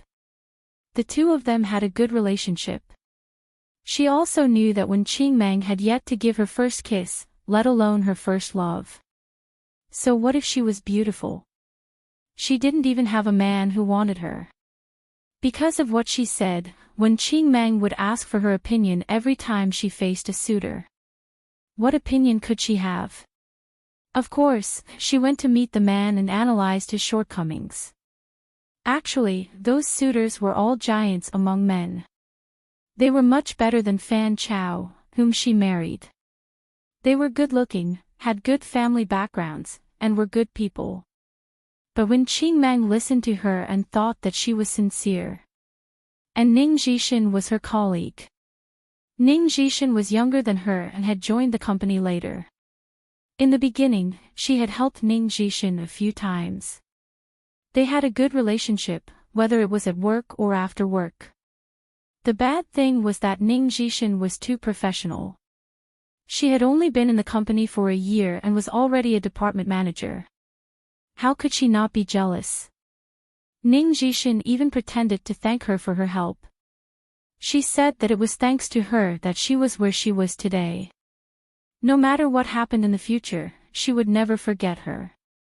She thought that if she hadn't helped Ning Jishin back then, Ning Jishin wouldn't have had the chance to be promoted to department manager.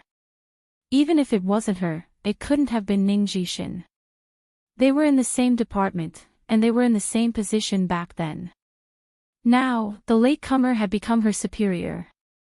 How could she feel good about this? As for what happened today, when the three of them questioned her later on, she would use an excuse that she didn't know and cry a few more sentences. Even if they had a knot in their hearts, they wouldn't blame her too much. After all, she didn't know. Their relationship was so good. If she had known that something like this would happen, how could she have allowed it to happen? In order to make her reason more believable, Yuzhou drank as much as she could. He drank one cup after another, intending to make himself drunk. Seeing that Yuzhou had drunk so much, Fan Chao said, "Yuzhou, are you okay?" "It's fine. I'm in a good mood today, so I'll drink a few more glasses. This is our home, not some other place." What made Yuzhou satisfied was that she had found Fan Chao as her husband. Fan Chao was quite capable, so he started a small business in the city. If possible, she also wanted to find someone with more money. However, with her looks, rich people wouldn't like her. Fan Chao was different. He came from a small town and had some money. He was not good-looking, but he knew how to coax women. She was always happy to be with him, and he was only good to her. She believed that with Fan Chao's ability, he would definitely become a big boss in the future. She wanted to chat with more like-minded people.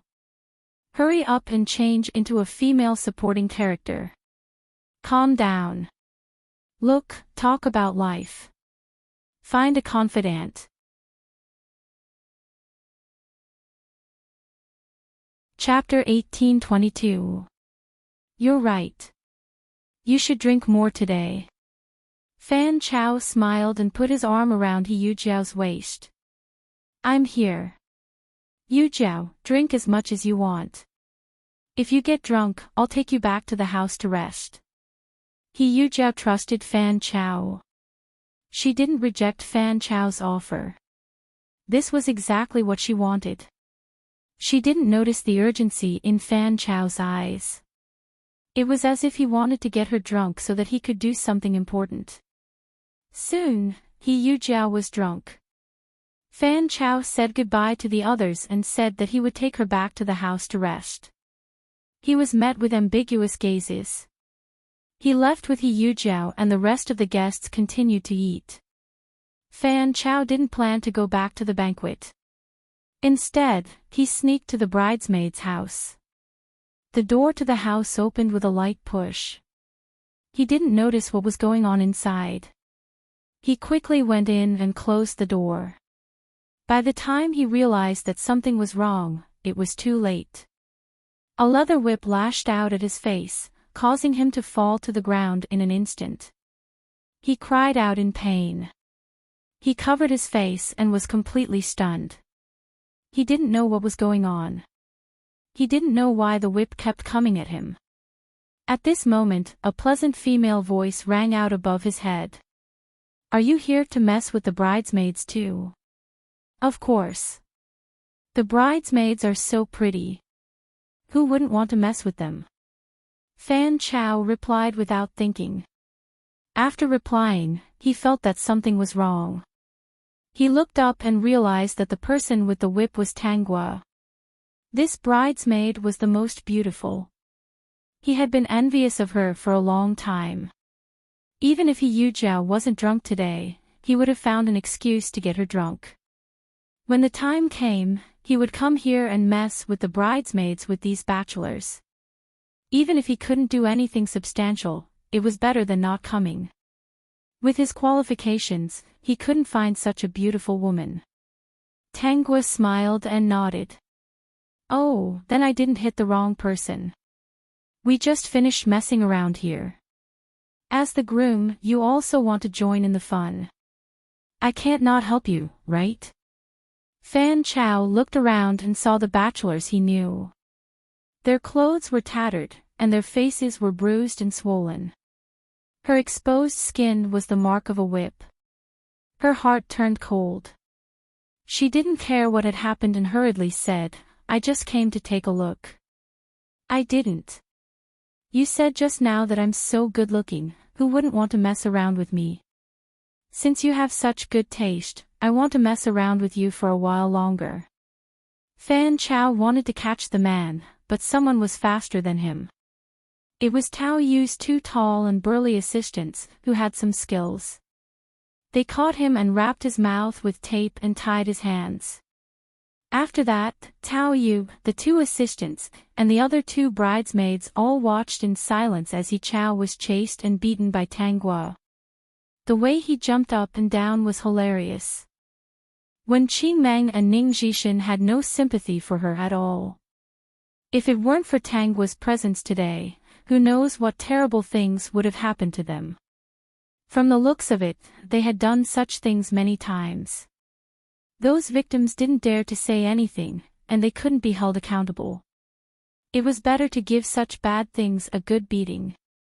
Looking at the dirty pig's feet being beaten up by Tang Guo until they were swollen beyond recognition, they couldn't help but feel relieved. Who knew how many bridesmaids like them had been bullied by these stinky men? If you want to chat with more like-minded people, quickly change to a female supporting character and calm down. Look, talk about life and find a confidant. Chapter 1823. Who knew how many people could only suffer in silence, unable to speak up? Would it be useful for victims like them to speak up? They might only be ridiculed by countless people and attacked by malicious people. They would not be able to get justice at all. Now, all those girls who got into trouble on the internet were full of nasty comments. It was really chilling. They said that her beauty attracted people to commit crimes, that she was dressed too nicely, that she exposed her arms and legs, that she wore a spaghetti strap dress, that she put on makeup, and that it was all her fault. The more they thought about it, the angrier Wen Qingmeng and Ning Zhishan became.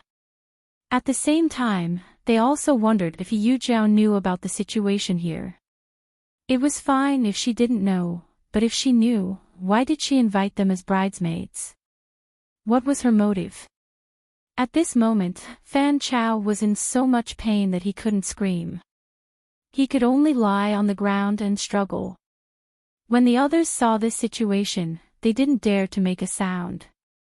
This woman was really too powerful. The three men just now didn't even make a move. She shuttled between them alone and beat them up until they couldn't fight back. You hit me. I'm going to sue you. After all, Fan Chao had gone to university and knew a little about this. The tape in his mouth was already torn off. Now that he was covered in injuries, as long as he called the police immediately, this woman would definitely be punished. When that time came, everyone in the village would be his witnesses. Tang Guo had already put away that very special whip and wrapped it around her wrist. It looked like an ornament, but who would have thought that it would hurt so much? She raised her eyes slightly and asked, "What are you going to sue me for?" "I'm going to sue you for hitting me. We are all witnesses. The injuries on our bodies are all evidence." Fan Chao said confidently, "This is our village. You're here to cause trouble today, right?" Tang Guo didn't deny it and directly admitted, "Yes, I'm here to cause trouble. Before I came, I didn't want to let you have a good time. I heard that you were having fun with the bridesmaids, so I thought it would be a very interesting game. Since everyone wants to cause trouble, then I, as a bridesmaid, will help you cause trouble at the wedding. On the wedding day, I'll add something to your wedding. Isn't that adding to the joy?" Fan Chao was speechless for a moment. He had never seen anyone admit to hitting someone so righteously. "That's one thing, but you're going too far. Unless I ask you to make a scene again." Tangguo really wanted to laugh to death. At this time, this silly thing's head was still thinking about such dregs. Is this going too far? I think it's very reasonable and fair. Fan Chao wanted to ask how it was reasonable and fair. Tangguo said, look at us bridesmaids. We are beautiful and want to make a scene. And I also don't like you stinky men, so I want to whip you. It's unreasonable. Isn't it fair? As for who was messing with who, that would depend on who was more powerful. You guys don't have the ability and can only take a beating. If word of this gets out, it will be very embarrassing. As for the scars you mentioned, take a closer look. Are there any scars on your bodies? Why don't I send you to the hospital for a checkup to see if there are any injuries on your bodies? All I did was tear a few of your clothes. Do you have to go to such lengths to sue me? Groom, you don't have enough evidence. Fan Chao wasn't the only one who was afraid. The people around, except for Tangguo, were all shocked. If you want to chat with more like-minded people, quickly change into a female supporting character and calm down. Look, talk about life, find a confidant. Chapter 1824. Because the scars on their bodies were visibly disappearing. In less than a minute, the surface of their skin, which was riddled with scars just now, had already returned to its original state. Why did the surface of their skin return to its original state? It was because the pain was still there and had not disappeared at all. Demonies. This word flashed through everyone's mind. Tangguo did not care at all what they were guessing. If she really said it, who would believe it? She glanced at Tao Yu and the two bridesmaids standing next to him. Would they say it? They would definitely not say it. Yeah, how could Xiaoguo beat you up until you're riddled with scars? You're lying through your teeth. There are so many grown men and you're slandering a weak little girl. Tao Yu was the first to react. He hurriedly walked to Tangguo's side and held her soft little hand. He hypnotized her in his heart and smiled. Even if Xiaoguo beat you up, how could a gentle girl with such fair and tender fingers hurt you? It was not like they hit you. It was easy for them to say it. There are so many men here. How could Tangguo beat you all? Ning Jishin also stood up and said with a serious face, you disgusting stinky men. You can't afford to play and you're actually slandering others. Yeah, isn't it just the bridesmaids who want to make a scene at the wedding? Why can't you afford to make a scene? Didn't she just tear your clothes? Do you have to slander Tangguo for hitting you? You even want to sue her. You're really unreasonable, Wen Qingmeng said. Tangguo nodded. Yeah, you all look like you're asking for a beating. Even if I hit you, would anyone believe that there are no scars on your bodies? Even the hospital couldn't find any problems. Even if you say that your mouth is dry, no one will believe you. Looking at these scumbags with faces full of anger and confusion and speechlessness, Wen Qingmeng and Ning Jishin felt that their anger had been vented. Usually, these bad guys were more ruthless than the other when they insulted women. Finally, there was a day when they could not speak. They didn't care whether Tangguo was a demoness or not. They just wanted these dogs to suffer. When the door opened, Tangguo and her three bridesmaids walked out with their clothes intact. Not too far away, there was a group of people who were watching the show. As usual, there were half men and half women. The sound of the door being opened was heard, and they subconsciously walked over. Wen Qingmeng and Ning Jishin were still a little shocked. If they had walked out of this room in a sorry state, their faces would have been disfigured. She didn't know how these people, who were waiting outside to watch the show, would point at them. Fortunately, they walked out in one piece. Not even a strand of their hair was touched. The villagers indeed found it strange that these women had walked out so cleanly. Previously, it was noisy inside, so they didn't go close to take a look. The men wanted to take a look, but they all had women and didn't dare to go. Those women didn't want their men to see it, but they didn't want to miss it. After these bridesmaids were messed up, they walked out in a sorry state. Among these women, a small number of them had been bridesmaids before and had also been messed up. Now that they saw others suffering the same thing, they felt a little happy. Just as they were puzzled, with Fan Chow leading the group, the men walked out with rags on their bodies, their faces pale. There were clearly no injuries on their bodies, but people could see that they were in great pain. If you want to talk to more like-minded people, quickly change into a female supporting character. Calm down. Look, talk about life, find a confidant.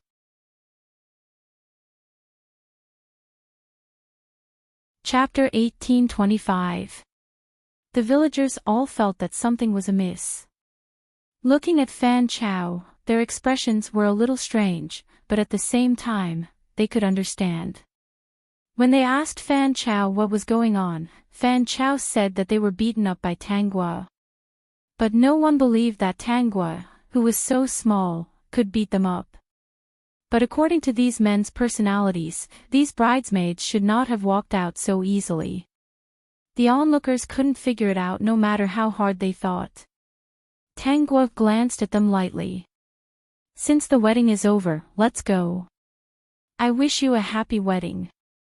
As she said this, she suddenly laughed out loud. Her small hand held Tao Yu's arm and she winked playfully. I had a lot of fun today. Thank you for your hospitality. Under the angry and pained gazes of the villagers and Fan Chow, Tangua and the others left. The moment she closed the car door, she looked at them meaningfully. That cold look gave them a bad feeling. In the car, when Qing Meng and Ning Zhishan finally heaved a sigh of relief. They were covered in cold sweat. They looked at Tangua with eyes full of gratitude. When Qing Meng hesitated for a moment and said, "Then Yu Jiao," before she could finish, Tangua and Ning Zhishan looked at her. She should know about the customs here, right? With He Yu Jiao's personality, she did not believe that she did not know about such a malicious custom. When Ning Zhishan heard about the bridesmaids, she had already guessed that He Yu Jiao knew about it. She knew about the customs here and still invited her to be a bridesmaid. Her intentions were damning. Actually, it was not that she did not feel anything. Someone had told her that He Yu Jiao was a scheming person and asked her not to give her heart out for everything. She had always been grateful to He Yu Jiao for helping her when she first entered the company. He Yu Jiao had never done anything overboard, and she was always considerate of her. She thought that she was just a bridesmaid, so she came. She did not expect the outcome to be like this. But she did not understand why He Yu Jiao would treat her like this. Why did she do this? When Qing Meng said sadly, "Did I offend her?" Ning Zhishan didn't say anything and just lowered her head. She had never done anything wrong to He Yu Jiao. On the contrary, after her promotion, she tried her best to take care of He Yu Jiao. Because she was jealous of you. Tangua spoke frankly, don't you think it's inconceivable? The two of them were speechless for a moment. Were they jealous? Just because of jealousy, she planned to destroy them and let them live in the shadows for the rest of their lives. Was he just jealous? Wasn't jealousy enough? Tangua said with a smile. Haven't you heard of a student who was jealous of his classmates' good results and whose score was slightly higher than his? He was afraid that he would fail, so he secretly changed his classmates' first choice. Was he jealous of his classmates' scholarship every year, so he poisoned the dorm's water dispenser? Ning Zhishan reacted quickly and said, enough. It was more than enough. She was no fool. She had been so nice to He Yu Jiao back then because He Yu Jiao had done her a favor in the beginning. The competition between departments was also very fierce. Between colleagues, how could there be no jealousy? Because of jealousy, there were quite a lot of people who ostracized others. Although He Jiao was a little extreme and went overboard, this reason was enough. Were those men going to be let off just like that? Ning Jishin was obviously unwilling. Should she find the media and expose them? Expose the bad habits of this barren mountain and turbulent river. Tang Guo said slowly, "There's no hurry." The beautiful, mysterious, and powerful woman in front of them completely convinced Wen Qingmeng and Ning Jishin. At the same time, they asked, "Do you have any other plans to teach them a lesson?" When they asked this, they were a little excited. When those stinky men were beaten up, they really felt relieved and wanted to see it again. Unfortunately, there was no replay. I guess they want to sue me for beating them up. Tang Guo's lips curled up slightly. Then, she went back to the hospital for a checkup. Of course, nothing was found. The two of them were very tactful and didn't ask why. They weren't stupid, but they were too sentimental and were blinded for a moment. When Qingmeng asked expectantly, "And then?" X767E, and X9540, and X4E00, and X4E0B, and X201C, quick crossover, female supporting character, calm down, and X722A, and X4E66, and X5C4B, and X201D, and X6700, and X65B0, and X7AE0, and X8282, and X7B2C, and X4E00, and X65F6, and X95F4, and X514D, and X8D39, and X9605, and X8BFB, and X3002, peak.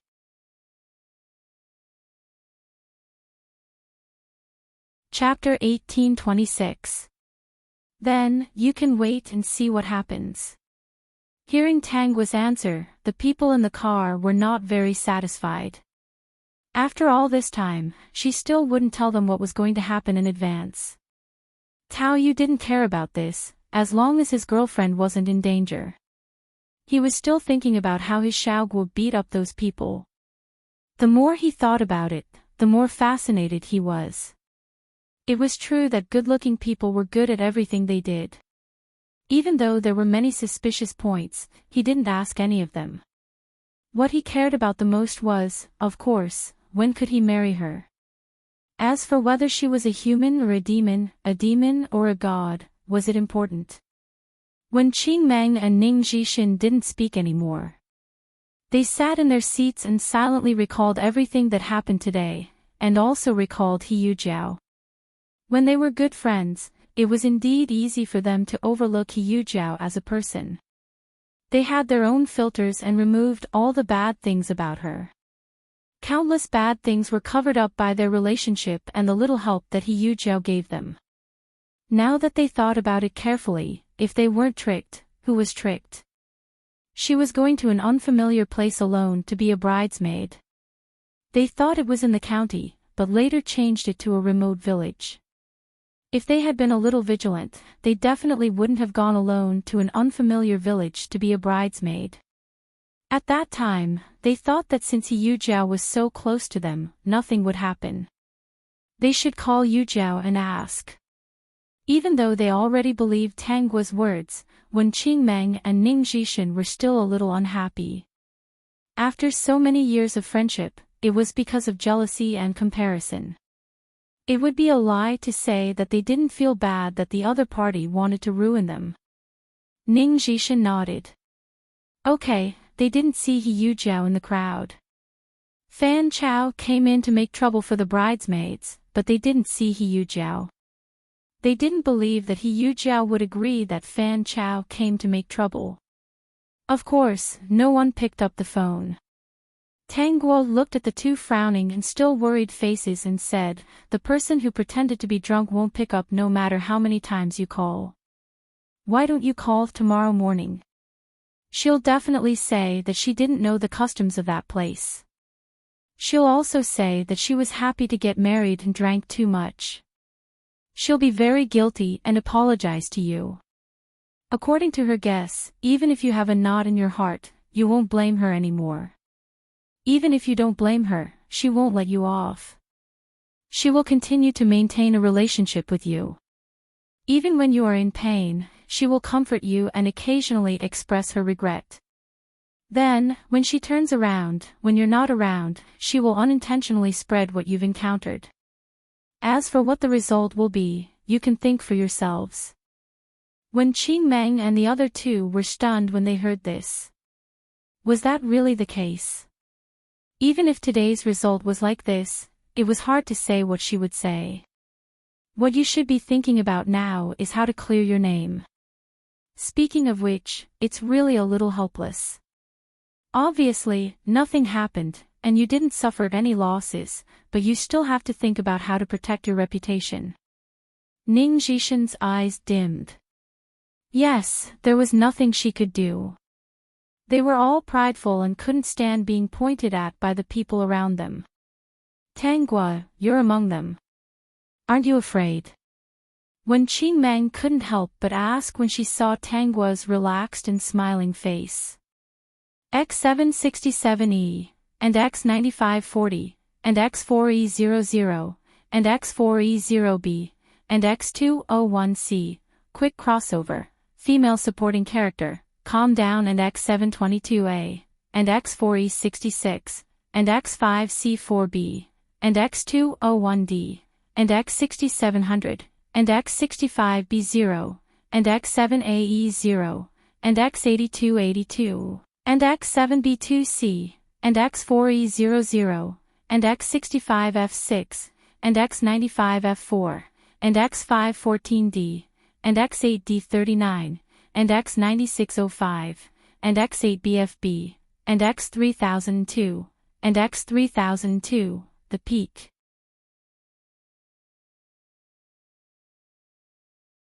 Chapter 1827. Tanggua raised her eyebrows slightly and smiled. What other people say has nothing to do with me. I don't care. If you provoke me and make me impatient, I'll send you a lawyer's letter to warn you. Ning Zhishan had a feeling that Tanggua still had some tricks up her sleeve. She wasn't an idiot. After chatting for a while, she tactfully suggested that they exchange contact information. If anything happened, they could discuss it with each other. Tanggua didn't refuse and gave them her phone number. I'll be a good person until the end and send you home. When Qing Meng and Ning Zhishan were really grateful. They subconsciously looked at Tao Yu. Tao Yu said, Xiaoguo's decision is my decision. His attitude was so proper that the two couldn't help but laugh. When Qing Meng suddenly remembered that among her former suitors, there were also many who performed well. They came from extraordinary families and were polite gentlemen. No matter what they did, they respected her very much. When she said that she didn't want to, they would only show a helpless and sad expression and say that they respected her choice. Later, she heard that these people went through a very long period of idleness before they fell in love with someone else. Why did she listen to He Yujiao at that time? These people were bad in every way. Looking at their WeChat moments, they were happily married and didn't go out to drink all day like He Yujiao said. After sending the two of them home, Tanggua and Tao Yu also went back. In less than 2 days, something happened in a small area. A village collectively sued a few bridesmaids, saying that these bridesmaids hit people at the wedding. Since the bridesmaids hit people, the police definitely wanted them to show evidence, such as an evaluation of their injuries. However, those people said, she hit us, but we don't know why there are no scars. Anyway, we don't care. That girl hit us. He could imagine a dozen or 20 men telling others that they had been beaten up by a young lady.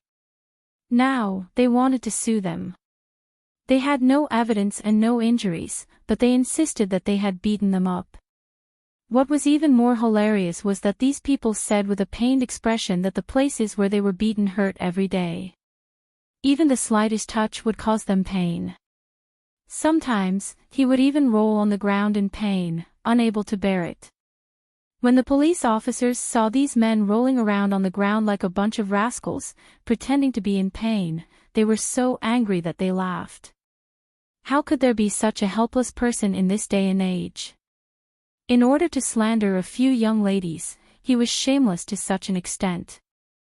Just looking at him made people want to beat him up. He was really asking for a beating. The police asked these people to go back.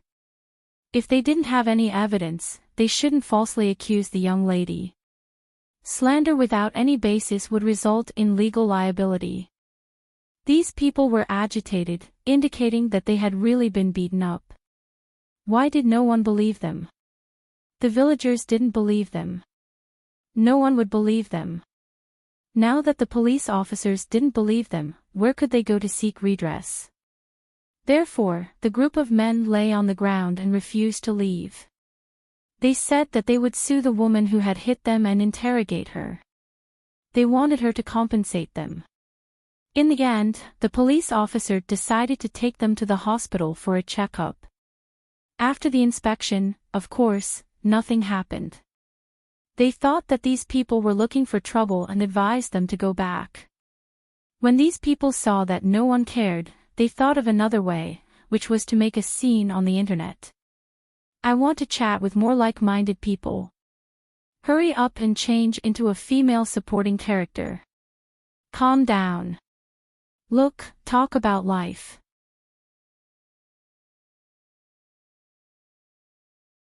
Chapter 1828.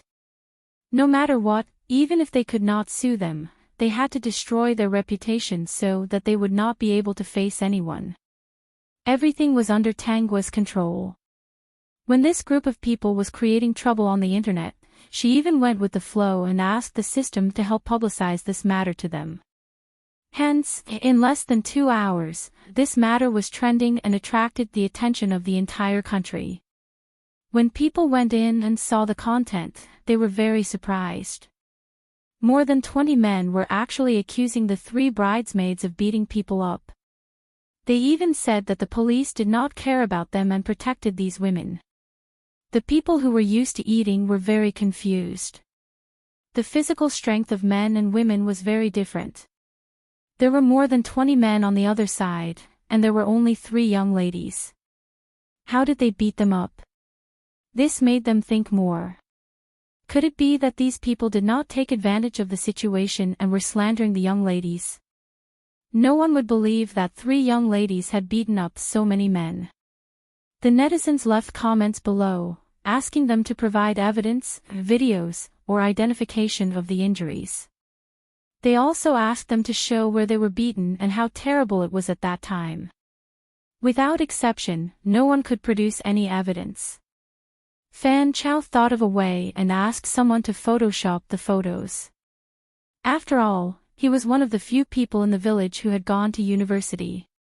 He knew more tools and skills. Unexpectedly, as soon as the photos were posted, someone identified them as photoshopped. This proved that they were slandering people. Seeing that they could not get justice, the bachelors in the village were a little anxious. At this time, another blog post quickly rose to the top of the search rankings. An article about the bad habit of the bachelors in the village who beat up the bridesmaids was exposed. There were mosaic photos, some videos, and some statements from the victims themselves about what happened at that time.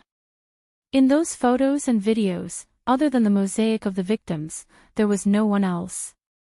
What was even more shocking was that there were many familiar faces among them. When they took a closer look, they realized that these were the men who had said that they wanted to sue the young ladies for beating them up. Things were getting interesting now. No one paid attention to whether these people were beaten up or not. Even if they were really beaten up, the people thought that it was right. Countless media outlets were scrambling to report the news. Many media outlets had even rushed to the remote mountain village with cameras and microphones to interview the villagers. Those bachelors didn't expect things to blow up so big. Someone even exposed what they had done in the past. For a moment, the village was in a mess. Regardless of whether it was a man or a woman, whether it was a fight or a spectator, there was no reason for it. This was the first time they had experienced being photographed by countless people. Countless people chased after them and made a fuss about being the bridesmaid. The thought of these scenes being filmed and even reported on the news. Some old people who had lived for most of their lives didn't want to go out. Wen Qingmeng and Ning Zhishan were also paying attention to these things. They were also dumbfounded by the situation. Without a doubt, the person who wrote that article was definitely Tang Guo. It turned out that when they were worried that someone would spread rumors about them and slander their reputation, Tang Guo had already found a victim and planned to expose the current situation of the village. Looking at the villagers who originally liked to watch the show, the moment they saw the camera, they fled like mice. They really vented their anger. I want to chat with more like-minded people. Hurry up and change into a female supporting character. Calm down. Look, talk about life. Find a confidant.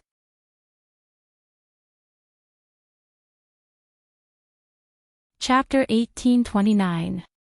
Yes, most of the time, the laws and regulations did not punish them much. But such a shameful exposure could be considered a form of punishment. Now that things had gotten out of hand, it was a question whether the villagers would be able to find a wife outside, not to mention the girls coming here to be bridesmaids in the future. Even so, the bachelors still insisted that they had been beaten up and were in pain all over. They wanted to seek justice. The netizens did not want to be polite to such shameless people. They scolded them until they could not say anything. The bachelors in the village felt aggrieved. They had a feeling that they could not say anything. They had clearly been beaten up. The matter in the village had been exposed, but they did not think much of it. If it was exposed, so be it. At most, they would be locked up for a few days and fined. They were not afraid of being locked up. As for the fine, they were poor and could not afford it. Did they expect them to force them to pay? What made them aggrieved was that no one believed that they had been beaten up by the bridesmaids. Even the villagers thought that they had nothing better to do and were causing trouble. They complained about the pain every day and the villagers thought that they were looking for trouble. It was especially uncomfortable. This time, when the village was exposed, they felt the malice of the villagers towards them. They even blamed them. If they had not gone overboard, would they have let those people come to the village to interview them and ruin their peaceful lives? They were just short of being chased out. They felt terrible and aggrieved, but no one believed them. Just as they were feeling helpless, a comment suddenly appeared on the internet. It was pushed to the top. Those men complained about the pain every day, saying that they had been beaten up by the bridesmaids. The hospital did not find anything. Here, I have an analysis. Why don't we send them to the psychiatrist for a checkup? Is there something wrong with their mental health? Is it hallucinations? Is that why they complain about the pain every day and think that someone had beaten them? The netizens saw this comment and agreed. They felt that these people might really have mental health problems and that there was a need to get a psychiatrist to examine them. Host, the comment has been posted and it has been pushed to the top. Now, everyone agrees. Tang Guo smiled and said, "Then I'll give my brother a call." Host, why are you calling that fake brother of yours? The system was puzzled. Tang Guo explained as she dialed the number, "Ask my brother to come forward and provide them with a free mental examination. I've already thought of an excuse to prevent these people from going insane and hurting innocent young girls. So, the mental hospital under Tang Guo is willing to treat these people for free. I hope they can recover soon and not bring any harm to society. Say, Tongzi, don't you think it's great?" "Very, very good." Tang Guo let out a low chuckle. "I heard that people with mental illnesses don't need to take responsibility for their actions. Since they are mentally ill, let's do a little charity and take care of them in a mental hospital. System, it's fine if you're really sick, but if you're not, How uncomfortable would that be? Host, you're so bad, you're still as bad as ever. Tang Kuei had been paying attention to this matter. He was very interested in the thing that had been beaten but not harmed in the end. When he heard Tang Guo's suggestion to give those bastards a mental health check for free, he was very happy. I want to chat with more like-minded people. Hurry up and change into a female supporting character. Calm down. Look, talk about life. Find a confidant.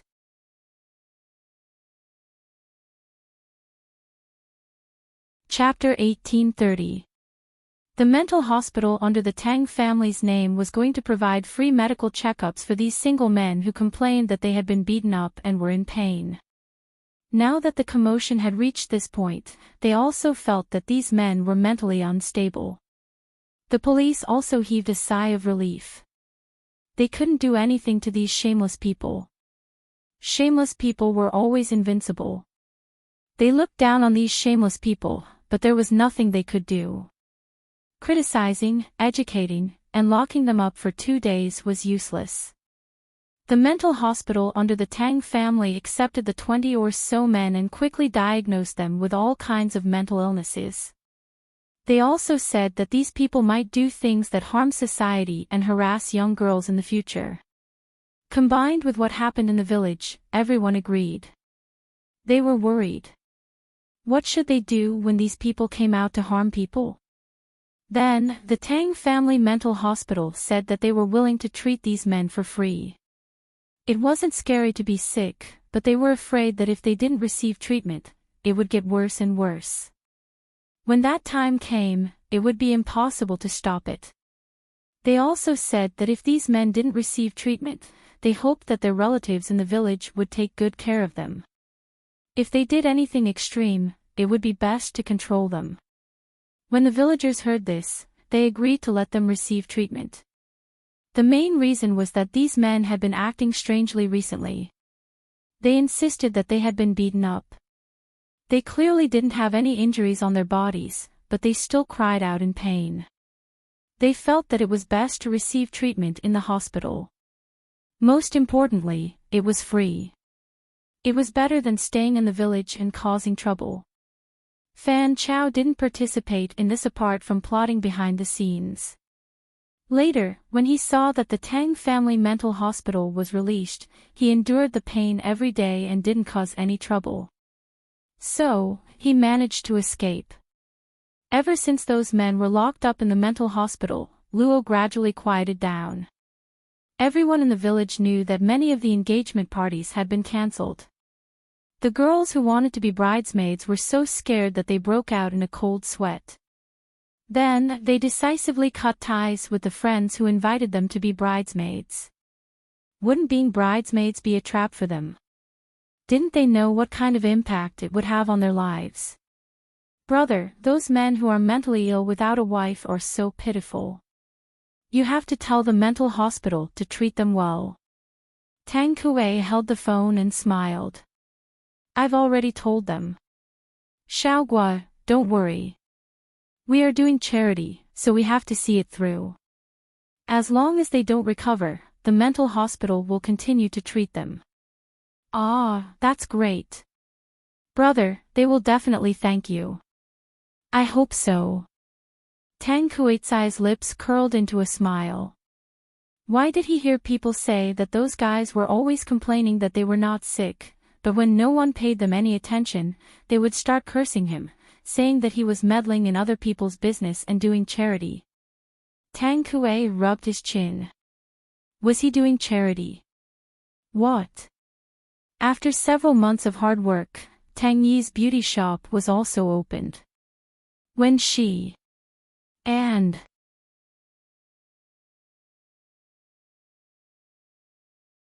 Chapter 1831. Thinking that Tang Guo's patent was worth a lot of money now, she still wanted to compare with Tang Guo. In the past few years, she had been seeing Tang Kuei less and less. She didn't choose to go to the Tang Technology Company, and she also heard about the situation there. Because of the high-tech products that Tang Guo brought out, the Tang Technology Company became the most protected company. Now, even if he wanted to get in through the back door, it was impossible for him to get in for an internship. She didn't know what was going on inside. However, she decided to make her own achievements as soon as possible. The beauty shop's business was good, but it didn't make much money. Now she had to find a way to reduce the cost and increase the profit. Tang Yi was working hard here. She didn't have time to think about Tang Kuei, and she also forgot about the lucky charm. She wanted to make herself more dazzling and stand in front of Tang Kuei again. People's hearts were always changing. Maybe Tang Kuei would like her. She had patience, but she didn't have the lucky charm. Tang Yi didn't replenish its energy for a long time. Such an evil thing was not patient. In half a month, Tang Yi found a new source of products, which was much cheaper than the previous one. At first, she doubted whether there would be any problem. Later, she mixed these products and put them in the shop. There was no problem, and the effect was as good as before. Later, she simply gave up the original source and bought these products. Sure enough, the profit increased several times in the first month after the new source. If it continued like this, she could open 2 more branches soon. Thinking that she would be the boss of a national chain beauty shop in the future, she was very excited. However, it was so much cheaper. Did it really not have any side effects? In the 3rd month, several customers came to Tang Yi's beauty shop. They said that there was something wrong with the products in her shop. Half of their faces were rotten after the cosmetic treatment. At first, Tang Yi thought that these people were looking for trouble. She was not afraid at all. All her products were from legal channels. There was no problem at all. But as more and more customers showed up with red and rotten faces, Tang Yi began to panic. Because there were too many customers, Tang Yi's beauty shop was soon checked. Many of the cheap and effective products that she thought were very effective were added with hormones. When she used them for the first time, they were indeed very effective. Even if he used it once every few months, no one would be able to detect anything. However, all women love to look beautiful. When they found that the things in Tang Yi's shop were effective, they would naturally come here many times. If he made too many of these things, there would naturally be problems. As for the black-hearted merchants who bought her goods, they didn't care about this at all.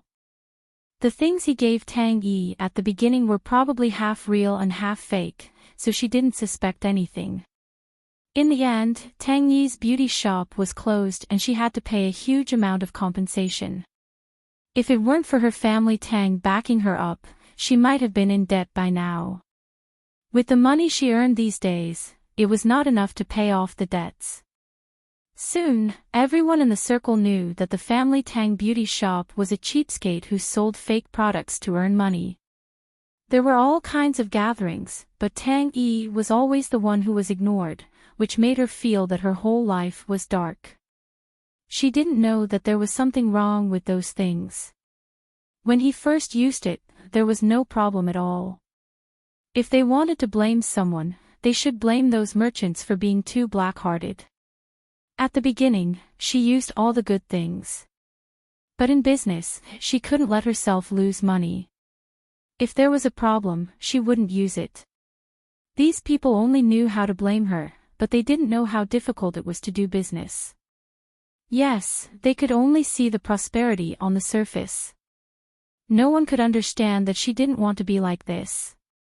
Tang Yi held the goblet and looked at Tang Guo, who was surrounded by many people in the distance. She felt very sad. She lowered her head, thinking that if she hadn't been so greedy at the beginning, her parents wouldn't have met Tang Guo, and Tang Guo wouldn't have come back.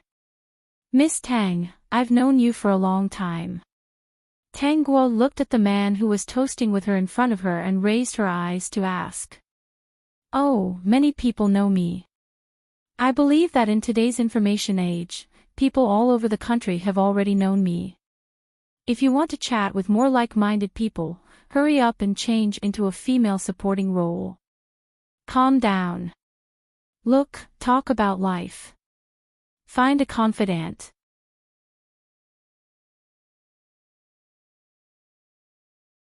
Chapter 1832. Yen Song didn't expect Tanggua to speak so bluntly. In fact, he really didn't mean anything else. With her current status, even if he had any other intentions, he wouldn't dare. The end result of provoking this woman would definitely not be good. For him, it was undoubtedly troublesome.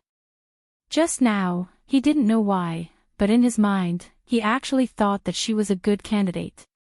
Faced with Tanggua's distant and cold words, Yen Song came to his senses. Even if he wanted to find a woman to marry, he definitely couldn't find her. Putting aside whether or not he could succeed, whether or not the other party would take a liking to him was still a question mark. Xiaogua, what's wrong? Guogua, what happened? Tang Kuei and Tao Yu appeared at Tanggua's side at the same time. These two handsome, tall, and extraordinary men looked at his life with a cold gaze. Yen Song was annoyed. What was wrong with him just now? Why did he want to provoke this woman? Anyone with a discerning eye knew that Tanggua was Tang Kuei's baby sister, and also Tao Yu's heart. These two rising stars in recent years were both big shots who dominated a region. Were they people he could afford to offend? It's nothing. This gentleman should be greeting me. Tanggua didn't look at Yen Song and spoke to Tao Yu and Tang Kuei. He said he already knew about me. I said that there are very few people who don't know about me now. When the two heard this, their expressions eased a little. Of course, this was only on the surface. Tang Kuei was a mission enforcer. Naturally, he knew who Yen Song was and what he did to the original Tanggua. Although he showed a slight smile on the surface, it was still hard to ignore. Yen Song always felt that Tang Kuei's gaze was not kind. But when he took a closer look, the other party was smiling politely, as if the unfriendliness was just his illusion. Although Tao Yu wasn't a mission enforcer, he didn't know what Yen Song did in his previous life. But with his understanding of Tanggua, she wouldn't be hostile to someone for no reason. If she was hostile to someone, it could only be because that person had done something overboard. She wouldn't care about simple things at all.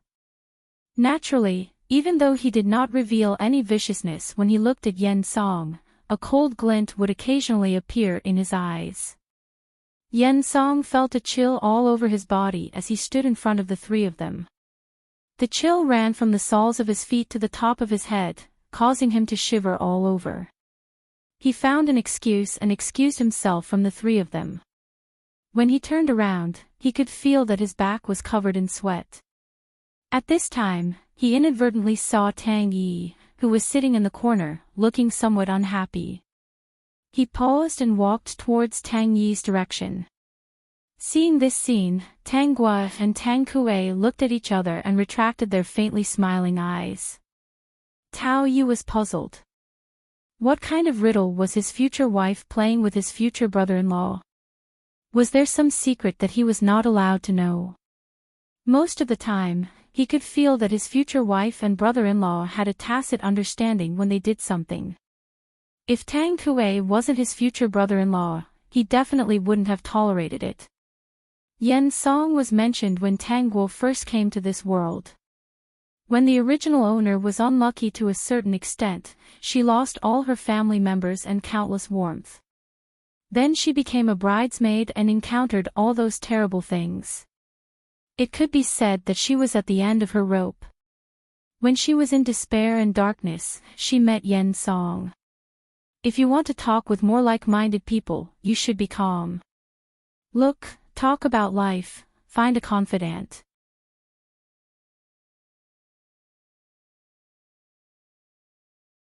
Chapter 1833. He was gentlemanly and humorous. He knew how to make her happy and comfort her. He was very considerate of her most of the time. It was rare for a girl to not be moved when she was treated so gently by someone she didn't hate, especially when she was in her dark period. Yen Song's appearance could be said to be a ray of sunshine, gentle and warm, shining on the cold and dark world of the original owner. She fell in love with him. The sadness of losing her family and friends, of being bullied and unable to fight back, was slowly being cured by this man named Yen Song. She thought that after marrying him, she had finally overcome all the hardships in her life and could start to walk towards the light and live a happy life. But she didn't know that marrying Yen Song was the real dark life for her. On the day of their wedding, she found that Yen Song couldn't make it. Although she had worked hard for a long time and tried all kinds of methods, she still couldn't make it. But she really liked Yen Song. Whether he could make it or not, it was not so important to her. Because Yen Song's care and love for her was not something that she could give up in some aspects. Even if Yen Song couldn't make it, she planned to live a good life with him. She even comforted Yen Song from time to time. A month passed like this, and the two became more and more loving. She found that Yen Song seemed to like children very much. But because of her own reasons, there was no way for them to have children through normal means. After a while, she heard Yen Song say that they could have a trial baby. She agreed almost without hesitation. In fact, she also felt that something was missing in her family. If they had a child together, they would be very happy. Yen Song went to check the survival rate. The doctor said that the success rate of their trial baby was very high. Those who hadn't tried to have a trial baby didn't know how painful it would be. Fortunately, they succeeded in the end. 10 months later, she gave birth to a pair of cute twins under Yen Song's considerate care. She thought that she was getting happier and happier. Looking at Yen Song's happy face, she also felt satisfied. But Yen Song seemed to be a little cold to her. Just when she was wondering why, she woke up in the middle of the night and heard some movement in the guest room. Yen Song wasn't beside her. She walked to the living room and saw the light in the guest room. She also heard some ambiguous sounds from inside. She walked to the door with a cold body. The scene in the guest room was very exciting. Two bodies full of masculine characteristics were hugging each other. From their faces, it could be seen that they were very happy. At this moment, she understood that all the light was fake. All the gentleness was also fake. Yen Song's impotence was a lie. It wasn't that he couldn't do it, but he couldn't do it with women. He married her not because he liked her, but because he wanted children. At the same time, he needed a wife with a clean family background. She was very suitable. Divorce? If she got divorced, she wouldn't be able to see her two adorable sons. If she didn't get a divorce, she would have to endure her husband being intimate with another man all day long. Now that they were divorced, where would she go from here? She went to find Tang Kuei, but because of Tang Yi, she couldn't see Tang Kuei at all. At that time, Tang Kuei had already been bewitched by the evil spirit. Even if he saw her, he would most likely not help her. Just like that, the original owner endured such a dark and terrifying life. What really struck her was that when her two children gradually grew up, they were actually very close to Yen Song and Yen Song's lover, Tan Yi. I want to chat with more like-minded people. Hurry up and change into a female supporting character. Calm down. Look, talk about life. Find a confidant.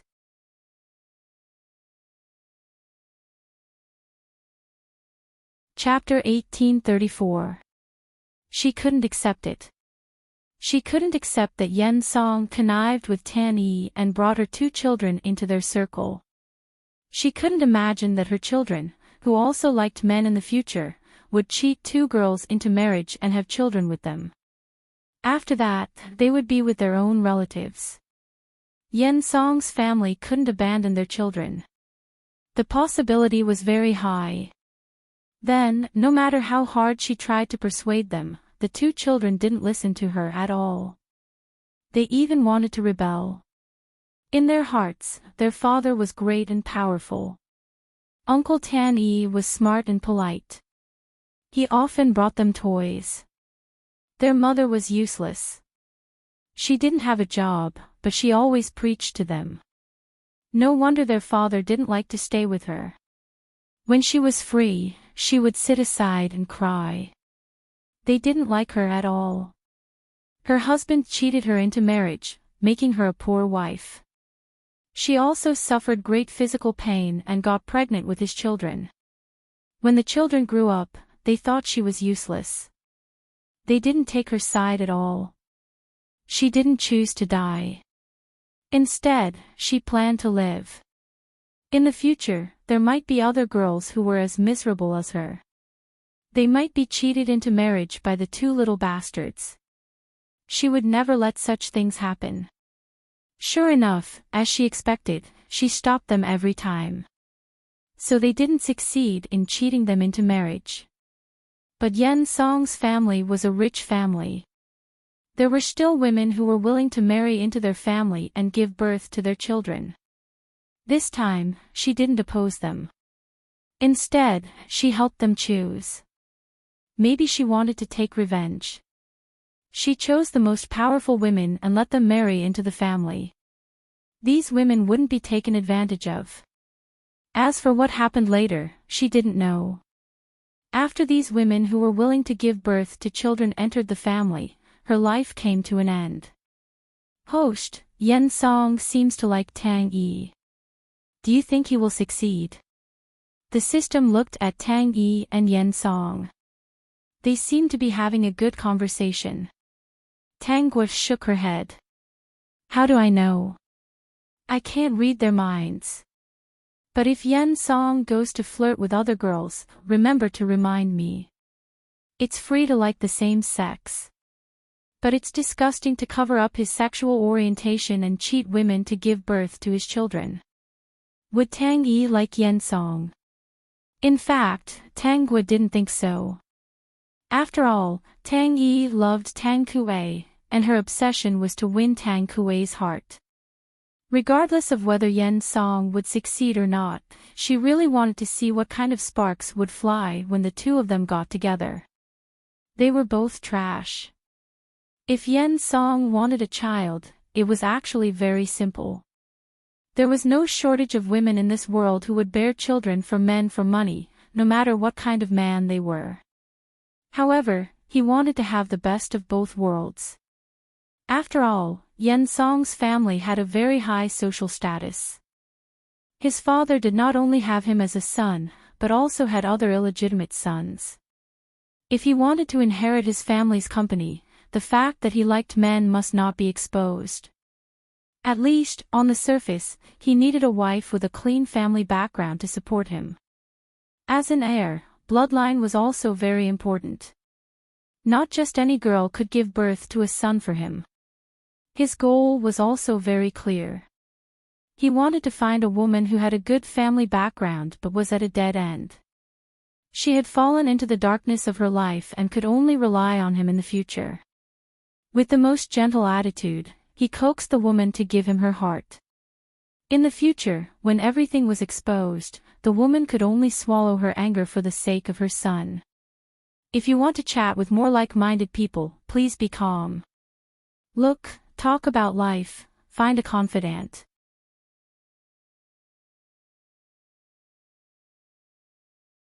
Chapter 1835. Yen Song's mind was really vicious. If both parties were willing, no one could stop them. Cheating people into marriage and giving birth to children was a heinous crime. Brother, does Yen Song have a few illegitimate brothers? Tang Kuei was sitting in the study, reading a book. Hearing Tangwa's words, he raised his head. How do you know this? I've heard about this kind of thing more or less. Why don't I know? Tang Kuei smiled and said, except for their low status, they are quite capable and sensible. Oh, that's really a pity. If they were not illegitimate, they might be able to compete with Yen Song. Tang Kuei held back his laughter. Why was his sister so bad? She had the same idea as him again. These days, Tang Yi had been keeping in touch with Yen Song. It was not that she liked Yen Song, but Yen Song was humorous and witty. Recently, she was really annoyed. Her career, which had just improved, had a problem. Although the family Tang couple had given her startup capital. But because of what happened last time, she was not so interested for the time being. Yen Song was a very interesting person. It was not bad to make friends with him. She was not short of suitors. If there were one or two of them who could make her happy, she would not refuse. Another reason was that in front of Yen Song, her damaged self-esteem seemed to have recovered a little. For her, Yen Song was just a person who chased after her and flattered her. She would never like this man. This man's goal was the same as the other suitors. It wasn't like she hadn't been pursued before. Yen Song originally wanted to give up, but because Tang Yi seemed to be a little interested in him, he also wanted to have a try. If he married Tang Yi, there would be too many benefits for him. After marriage, in order not to break up their relationship, he would be more restrained and carefully hide the person he liked behind his back. As long as he did not let Tang Yi know, she would not know. Moreover, Tang Yi did not look like a very infatuated person. Maybe in the future, she would not like him very much. At that time, they would slowly reach a consensus and play their own game. It would be good. What troubled Tang Yi the most was how to get Tang Kuei's heart. Even if there was no news that there was a woman by Tang Kuei's side. However, Tang Kuei had too many suitors. Furthermore, they were all outstanding women with high statuses. Among them, there was no lack of female CEOs from foreign companies. They were beautiful, had good family backgrounds, and were capable. Standing in front of them, that feeling of inferiority was really unstoppable. Unknowingly, she took out the good luck charm that she had hidden very well. He had not touched it for many years, but it still showed that the energy was insufficient. He remembered that during the day, a female CEO of a multinational company came to the family Tang to look for Tang Kuei. The two of them locked themselves in the study and talked for 3 whole hours. No one knew what they were talking about. Tang Yi couldn't suppress the sadness in her heart. In the middle of the night, she finally held the lucky charm in her hand and asked, "If I help you recharge your energy, will you really be able to help me get my brother's heart?" Lucky charms. Looking at the word, yes, Tang Yi's heart beat faster and her blood was boiling. She wanted to be with Tang Kuei. No matter the price, she only wanted to be with Tang Kuei. If she couldn't be with him in this life, it would be the regret of her life. I want to chat with more like-minded people. Hurry up and change into a female supporting character.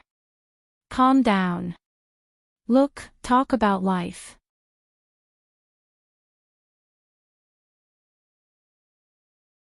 Chapter 1836. She couldn't miss him. She couldn't care about anything else. After so many years, her beauty salon was closed because of these things.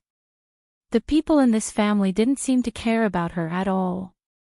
Tang Kuei didn't care about her, and the family Tang only gave her money, helped her pay the compensation, and gave her startup capital.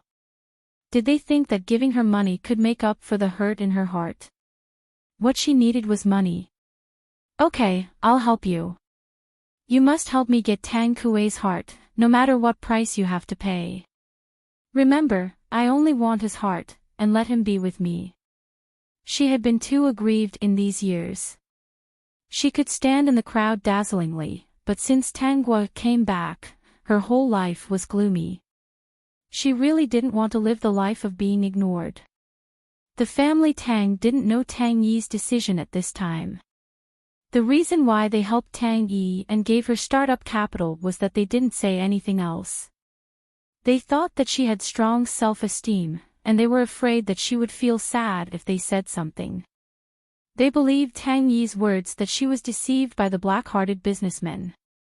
It was normal for a young girl who had just graduated and had no social experience to be deceived. Even they had suffered countless hardships all the way to where they were now. They knew that they had failed and were deceived, so they chose to support her silently and didn't talk about it. Moreover, the family Tang didn't lack money. They had mentioned before that they would let Tang Yi manage some of their shops. It was Tang Yi who refused all of them. They didn't dare to persuade Tang Yi again. Tang Yi had been estranged from them for a long time. They were afraid that they would become enemies if they persuaded too much. Speaking of which, they were not so careful with Tang Gua. During family gatherings, they never asked about the children's career in public, because they were afraid that Tang Yi would feel unhappy and upset. They were also looking forward to the time when Tang Yi could achieve something. Before that, it was normal for her to suffer a little. No matter what trouble she made, as long as it was not against the law, they would help her deal with the aftermath. They didn't know that their behavior was misunderstood by Tang Yi as indifferent to her. They even said that they would only give her money. Xiaogua, do you have a grudge against Yen Song? When Tao Yu went to the company to pick up Tang Gua, he couldn't help but ask. After all, from what he had heard recently, Tang Gua and Tang Kue seemed to be targeting Yen Song. Tang Gua smiled at Tao Yu. Her smile was so sweet that it dazzled his eyes, making him somewhat infatuated. At that time, she was wondering when they would get married. He wanted to see such a beautiful girl when he woke up in the morning. Before he closed his eyes at night, she was also the one he saw. When he thought of that feeling, he couldn't control himself. Big brother Tao, it's because I had a dream. In the dream, Yen Song was a bad guy, Tang Gua said with a serious expression. The system must have been possessed by the host. Was it really okay to tease her like this? Most importantly, Tao Yu would believe it. Sure enough, Tao Yu nodded and asked seriously, what did he do? He tricked me into marrying you. Tao Yu's eyes turned cold. How dare he trick me into marrying you? He had worked hard for so many years, but he still couldn't marry her. That hateful Yen Song actually tricked the girl he had been thinking about for a long time into marrying him in his dream. Damn it. I want to chat with more like-minded people. Hurry up and change into a female supporting role. Calm down. Talk about life. Find a confidant. You're tuning into the LoveLore Library YouTube channel. We're so grateful for your support, and don't forget to subscribe to join us on this incredible journey through captivating stories. Your generosity through donations truly makes a world of difference, as it's the primary source of revenue that allows me to expand and enhance this channel for you. Thank you from the bottom of my heart for being a part of this adventure.